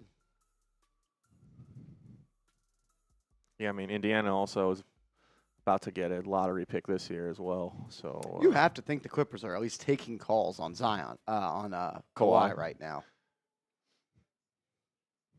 Right? It would be malpractice to not, but again, he seems like a guy. I don't know if he has a trade clause, but like he would have to. You'd want the team acquiring him would want him to be on board and motivated and ready to play. I mean, I guess you could do Toronto. He still played for Toronto when he didn't theoretically have to, but they're clearly blowing it up. And I mean, would he even want to play with the team without Zubac and Harden? Probably not. Yeah, he's gonna waste your final years. Kawhi's a bad locker room guy. Yeah, I think it's fair to say. Yeah, it's fair to say. This guy an A+ in the locker room. We got a 3-point goal, Marty Malela, bang! Shout out to Marty. He says a lot of surprises in this trade deadline. Yeah, some moves that weren't necessarily expected. I don't think we heard. Obviously, the Clippers made some trades. We weren't here thinking about Zubac going out. Some other big trades as well, kind of leading up to deadline day as well. That Harden thing developed pretty quickly. Anthony Davis was guy in trade rumors a lot, but he gets moved. Chicago Bulls blow it up. That Porzingis trade, we didn't talk that much about that. We can pull that one up. Warriors and Hawks made a trade. This was a fairly big one. The Hawks get Kuminga and Buddy Hield, and the Warriors get Kristaps Porzingis. This was reportedly the Warriors' pivot after they were not able to land Giannis. They moved to Porzingis. This is a pretty big trade in the NBA. Obviously, Kuminga, a guy who had been rumored for a long time, but Porzingis, Atlanta had just acquired him in the offseason from Boston. They flip him to Golden State. That was a surprising move. Yeah, definitely a lot of surprising trades, Marty. Marty freaking Milela. I love that dude. Can I get everyone type some MMs in the chat? Shout out to Marty Milela. Marty Milela. Legendary. Marty's typing his MMs. Marty, let us show you some love, Marty. Let's go. Show him some love. Type those MMs. Shout out to Sparks. Showing him love. Bob the Builder. Showing him love. Bronx Boy says, Marty, effing adopt me. Wyatt typing his MM. Give me Kawhi for a bag of chips and some picks, clips. Cat for Kawhi. Who says no?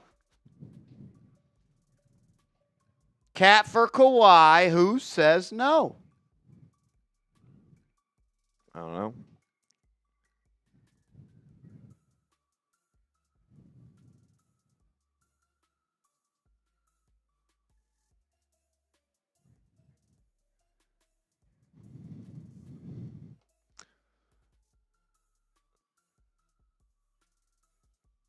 A lot of no's in the chat. Everyone's saying no. Jay Liv says, not me, though. Not me. I agree. I don't think that would be a terrible trade for the Knicks. I think if you're talking about going all in this year. But I guess you look at it as if that costs you the ability to get Giannis, that may be something that may stop me from wanting to do it as well.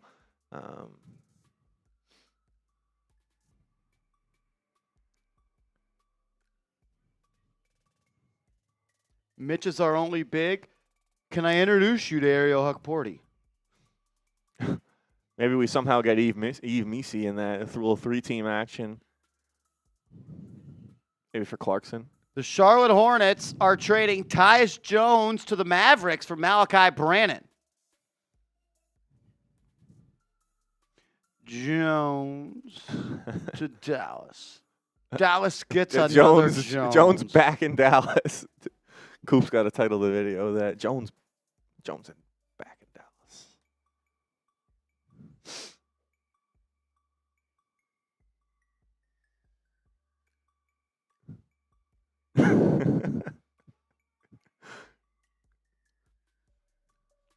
Jones.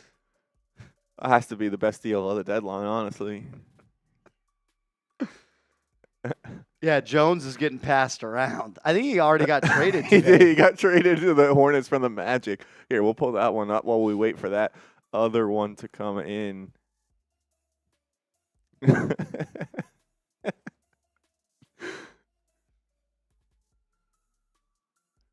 Yeah, this was the earlier trade.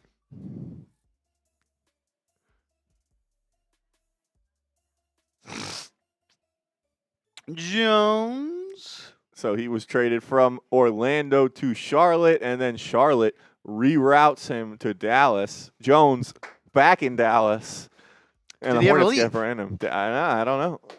Get Con Knipple to the Knicks. Seth Gross. I wish.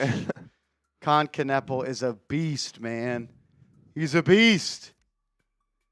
How were him and Cooper Flagg on the same team and didn't win the Natty? Dude, I picked them. I thought they Yeah, were me going all the too. way. I had a 99th percentile bracket until that game. I don't remember how well I would have won the bracket challenge here. Really? I think I would have won like a couple $100. And then I would have been able to screenshot the Oh, picture. Flag sold at the end. Yeah, Flag sold. Yeah. I love Bum. him too, Seth. Smitty loves Con Knipple as well. Who He's been on the nipple. Always.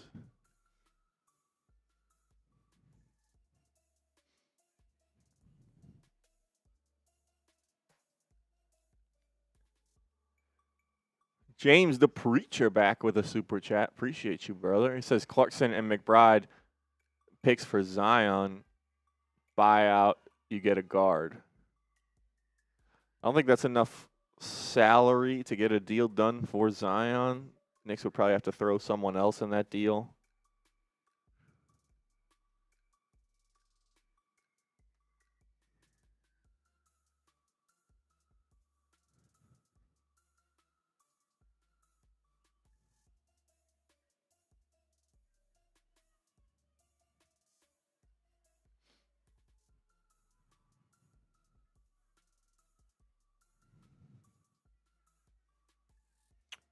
James, the Preacher. Clarkson and McBride picks for Zion? Not enough outgoing salary. Not enough outgoing salary. What if they throw in Dottier and sweeten the deal? Then that might get it done. Maybe they just give Dottier an extension right now, Max $40 deal. million. Yeah, max deal. And then Super trade. max. Jones is back in Dallas.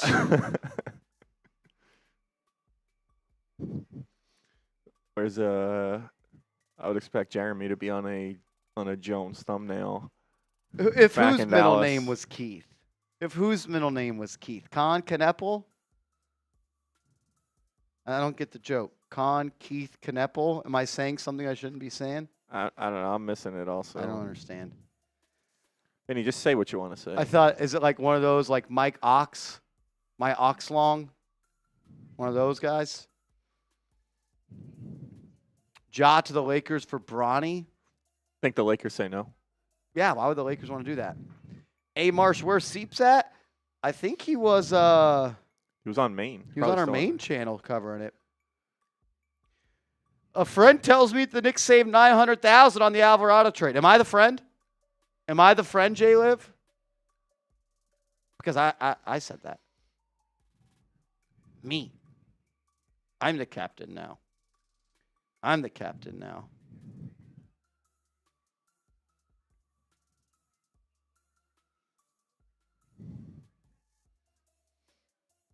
Yeah. Buddy Bear, you're a legend. Well, J Liv, sounds like you should have been watching this show because I told you first. I was actually the first to break the news. Heard it here first.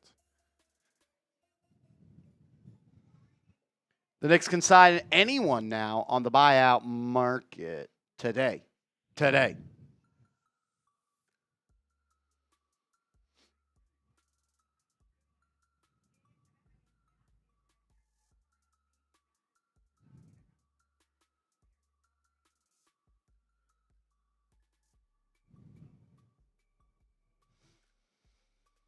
Nah, but seriously, Bridges for Kawhi, y'all saying no? I would do that in a heartbeat, but the Knicks can't. Not. Bridges doesn't make enough money.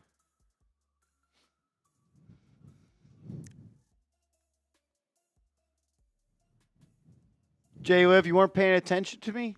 What? Do I gotta get Abby Alonso in here or something for you to pay attention or what? Eyes on screen, Jay Liv. Did you get Allie Barefoot in here? If the NBA is full of gullible, I got Bridges for sale. We're selling Bridges.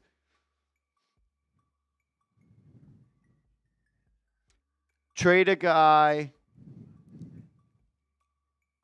who never misses games to one that always misses games. Yeah, I'm definitely worried about the Kawhi Leonard injury thing, but I also think you could flip that and say trade a Finals MVP and a guy that's in the MVP race for a guy that is not. Can't score until the fourth quarter. This just in, Knicks save $900K in the Alvarado trade. No, breaking news. Well, did you know the return? It was, the return for the Alvarado trade? No, what was it? I don't know. Waiting for someone to break it to us. Yeah, Bridges plays in every game, but does he play in every game? Is he there? Is he really there? He's there, but is he present? Took a while to get into the box score. I heard Alvarado loves poutine. Should have gone to Toronto then. No cap. Bro, I'm for real. Iggy came out of retirement. Who, Iggy Azalea? Iggy Dalla? If you had the death beam pointed at Earth. I think poutine does come in flavors, right? I don't know. You're the poutine guy. I'm the expert. Is that so? I hadn't even heard of it until you told me that you eat poutine. Yeah, well, I can't. I'm no longer a poutine guy. What changed? APC? What does that mean? I don't know. That's Vinny. Middle name Poutine. Oh, Andrew Poutine Connell.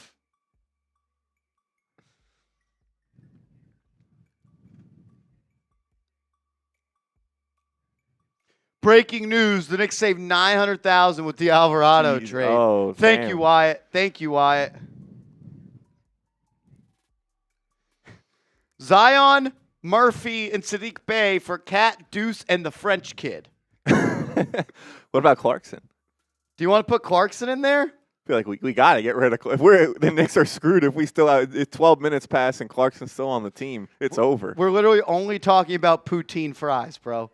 Come on, dog. Corey Hurd says, I like poutine fries. Everyone loves poutine. I love poutine. He loves poutine. Think Towns likes it? I don't know. I think he's More on the carnivore diet, you think? I think he's lactose. Lactose. Got you. This guy. Doesn't poutine have to have fries? Yeah. Fries, cheese curds, gravy equals poutine.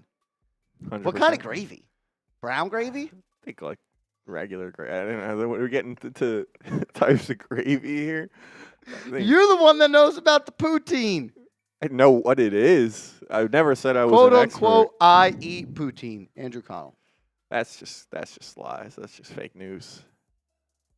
I mean, I'm not going to, but I don't think I ever said that on this show. I'm looking at it on Google Images. It just doesn't look good. So, do you like all of those things individually, though? Yeah. So you probably would like it. That doesn't make sense. I like fish and I like ice cream. I don't want ice cream on my fish. All right. It's not a fair parallel, I don't think. Okay. What would be a fair parallel for the poutine? Not fish and ice cream. Like chicken and waffles, maybe? No, I love chicken and waffles. Okay. Two things that don't really necessarily normally go together, but they're still good together. Nah. Nah. You know what's always good is this guy, though. We got a 3-point goal. Marty Malela. Bang!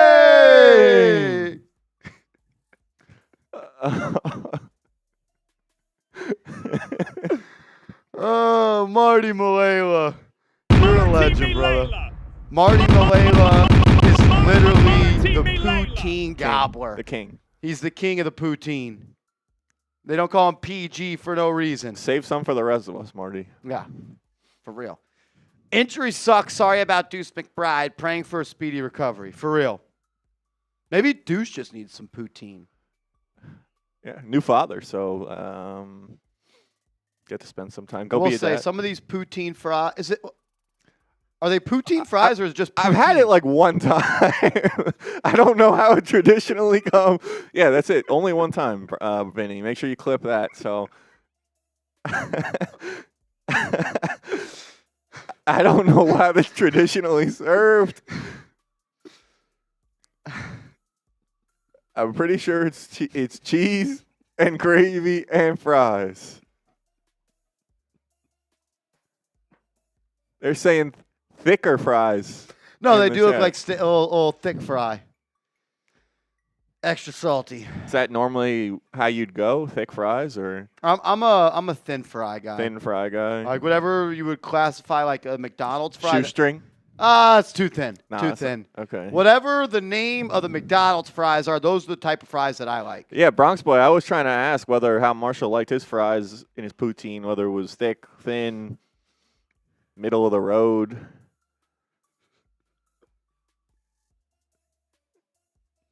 Extra thick. Unbelievable. Wow. Curly? Can you go curly fries? I don't know. That might be crazy. You'd have to ask a true Canadian for that. Oh, breaking news. Breaking news. Knicks saved $900,000 with the Alvarado trade.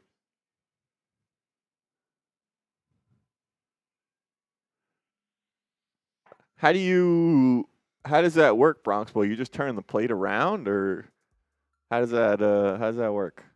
You need to use thin fry. You can use thin fries, but you need to cook them very well or eat fast. It really depends. So think about it. I mean, you don't want them to get soggy. You gotta have like ingredients on top, so they Yeah. gotta hold up. And no one likes soggy fries. Jay Liv, I don't know if you saw this.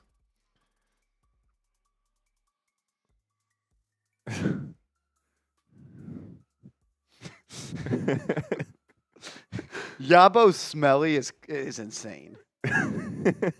Fry him in beef tallow? That sounds gas. I love that. I don't know if I want beef anywhere near my poutine, though. Some people like soggy fries with poutine. Same way people like soggy cereal. Nah. At that point, you'd have to, but then you got to eat it with like a fork. It's not. You just want to be able to just go in there. You don't want to have to use a utensil or anything. Just straight face or what? I think so. I mean, so you're talking like a pie eating contest with poutine? No hands? Maybe. I bet Vinny. Oh, or you like to get your hands in the poutine.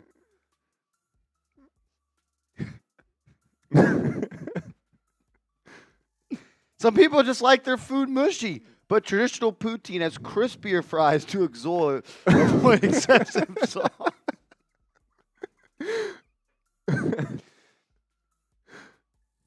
Oh, man. All right. Deadline around the corner. Final 6 minutes. We getting another trade. Maybe Clarkson?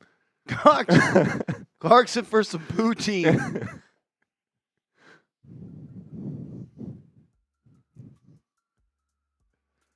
All right, good question. How's the buyout work? How's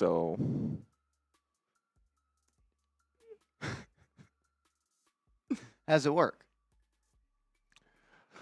A team can choose to no longer, or player, if they don't want to, and a team come to an agreement that he doesn't want to play on the team for the rest of the season, they'll buy out the rest of his contract. They come to some sort of middle ground between what he's owed for the rest of the season. He's free to sign with another team, and then they become available for teams with open roster spots to sign for the rest of the season. And if you're above the first apron like the New York Knicks, you can only sign a player on the buyout market whose salary prior to being bought out was $14 million or less. It cannot be above 14.1. Do we know who will be available on the buyout market? We have some ideas. We have some thoughts, some candidates, but we don't know for sure yet. We don't know for sure yet. You want to run through those? Or? Yeah, run us through them. Run us through them. All right, so some of the early potential buyout candidates. None of these are official, but yet. None of these are official. Lonzo Ball recently traded to the Jazz. Chris Paul recently traded to the Raptors. Chris Middleton recently traded to the Mavericks. Drummond has been on the Sixers all season. And Conley was traded twice, ended up right now most recently with the Hornets. So those are potential buyout candidates. Some of the guys that the Knicks may be able to target with their open roster spot.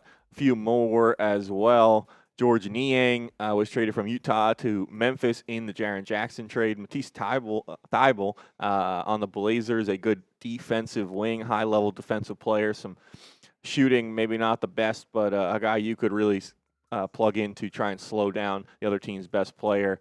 And DeMar DeRozan as well, one of those guys. And a few more that we will hit quickly. As it is being reported, the Clippers are not trading Kawhi Leonard. Chris Haynes.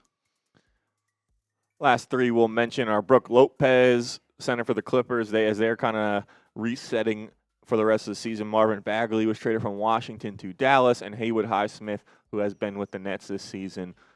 Those are guys that could be potential buyout candidates and guys the Knicks could look at with that last spot. Obviously, DeRozan. Not an option for the Knicks. He makes too much money. Like Marshall said, you can only sign a guy who makes under $14 million because of where the Knicks are with their salary for the season. So some options. The Knicks have some options, and those are all unofficial. More guys may become available as well.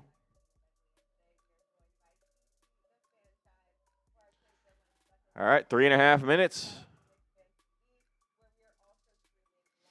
Shout out, Vinny. I appreciate you.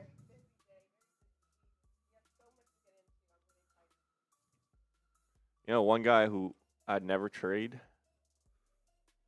This guy. We got a 3-point goal. Marty Malela. Bang! This dude is my last one. Bronx boy, I'm stealing your poutine and giving you a pizza. You're just going to let him steal your poutine like that? Marty Malela. He just walked in your house and said, your poutine is my poutine. That's kind of messed up, Bronx boy. Kind of messed up. Yikes. We're all friends here. Come on, no one. Let's keep it civil. Marty, you can have my poutine anytime you want, says Bronx boy. Bronx boy is just a giver. So nice of you. He's a giver. He's a poutine sharer. Get those MMs in the chat. Marty, an absolute legend, MVP of today's stream by far. I think he should get all the poutine. Marty, Marty, Marty, Marty. Every stream, yeah, the MVP of every stream, 100%. The man is a poutine god. A god. 2 minutes left. Goblin. 2 minutes. Dos minutos.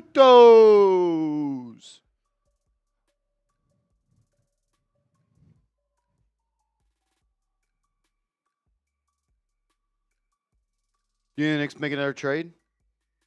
Yeah, probably Clarkson. Clarkson for some poutine.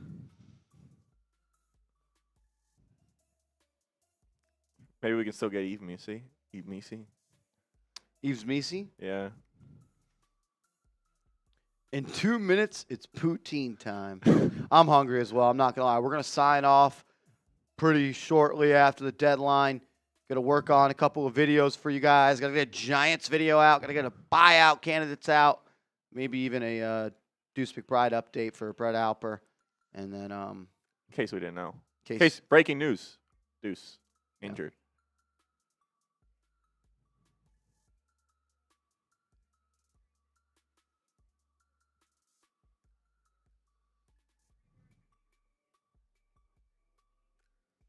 .30 seconds left. You know, it's a good thing the gravy's on there, though, because otherwise it'd probably be a little dry. You don't want that. Just cheese and fries, dry poutine, Well, I think it's cheese curds. cheese curds. I don't think it's just straight cheese on there. Yeah. Cheese fries are good, Well, though. traditional. You know, yours is the tradition. If that's the traditional. is it? Apparently. I don't know. I'll just ask, what is poutine? No, I think cheese curds is the way. It's technically usually served. Traditionally thick cut Okay. and fried until golden brown. Okay. Cheese curds, fresh cheddar cheese curds, which should remain slightly firm but melt partially from the heat of the gravy, and then a light to medium bodied beef, chicken, or veal based gravy that is Interesting. salty and savory. Veal gravy. The dish originated in rural Quebec snack bars, often associated with working class culture. Learn something new every day. Although it faced scrutiny for its high fat content, it is now celebrated across Canada as a staple dish. So even if people call you fat, you can always bounce back. You can always bounce back. We did. Breaking news, the Knicks saved $900,000 on the Jose Alvarado trade.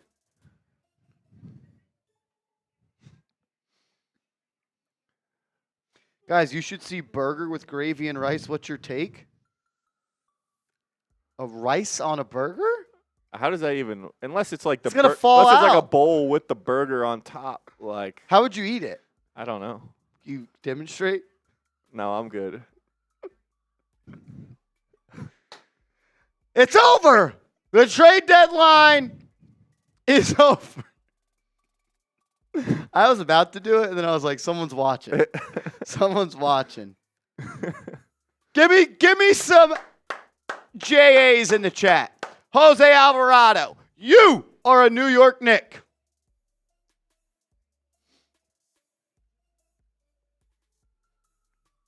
Let's go. Jose, Jose, Jose, Jose, Jose, Jose. Let's go. You would have clipped that so fast. Shout out to Wyatt back again. Poutine half price in all of New York. That's a good deal. Good deal. All righty. We've been live for 4 hours. The trade deadline has cometh. The trade deadline has Fast. passed. News of the day. The Knicks trade for Jose Alvarado. They save $900,000. They can sign someone on the buyout market today, and Deuce McBride is likely out for the rest of the season, maybe comes back for the playoffs. Not great. Overall, bad news day, but getting Jose, a nice pickup, knowing that you don't have Deuce. But overall, I think the Knicks are probably worse as a basketball team if you take out Deuce and you add Jose Alvarado. Doesn't mean we're not excited about the addition of Alvarado, but the news about Deuce is tough. Yeah, Dalen Terry, DTs as well for Dalen Terry. He served the Knicks well. Legendary Knick.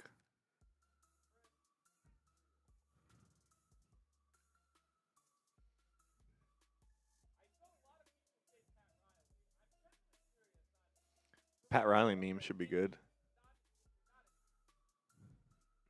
I mean, their assets are too good. Why would they just trade them?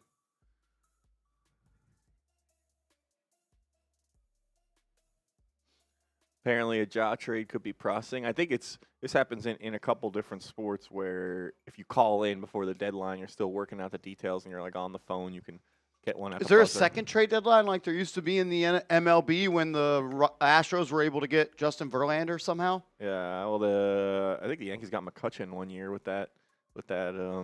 Such BS. Yeah. I think they got rid of that.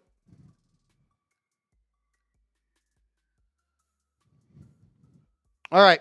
We are going to sign off on the show. Trade deadline is done. We'll be back live on the channel tomorrow Yep. for some Knicks hoops. Detroit. Big game. 1 seed, 2 seed. Friday night. Let's go Knicks.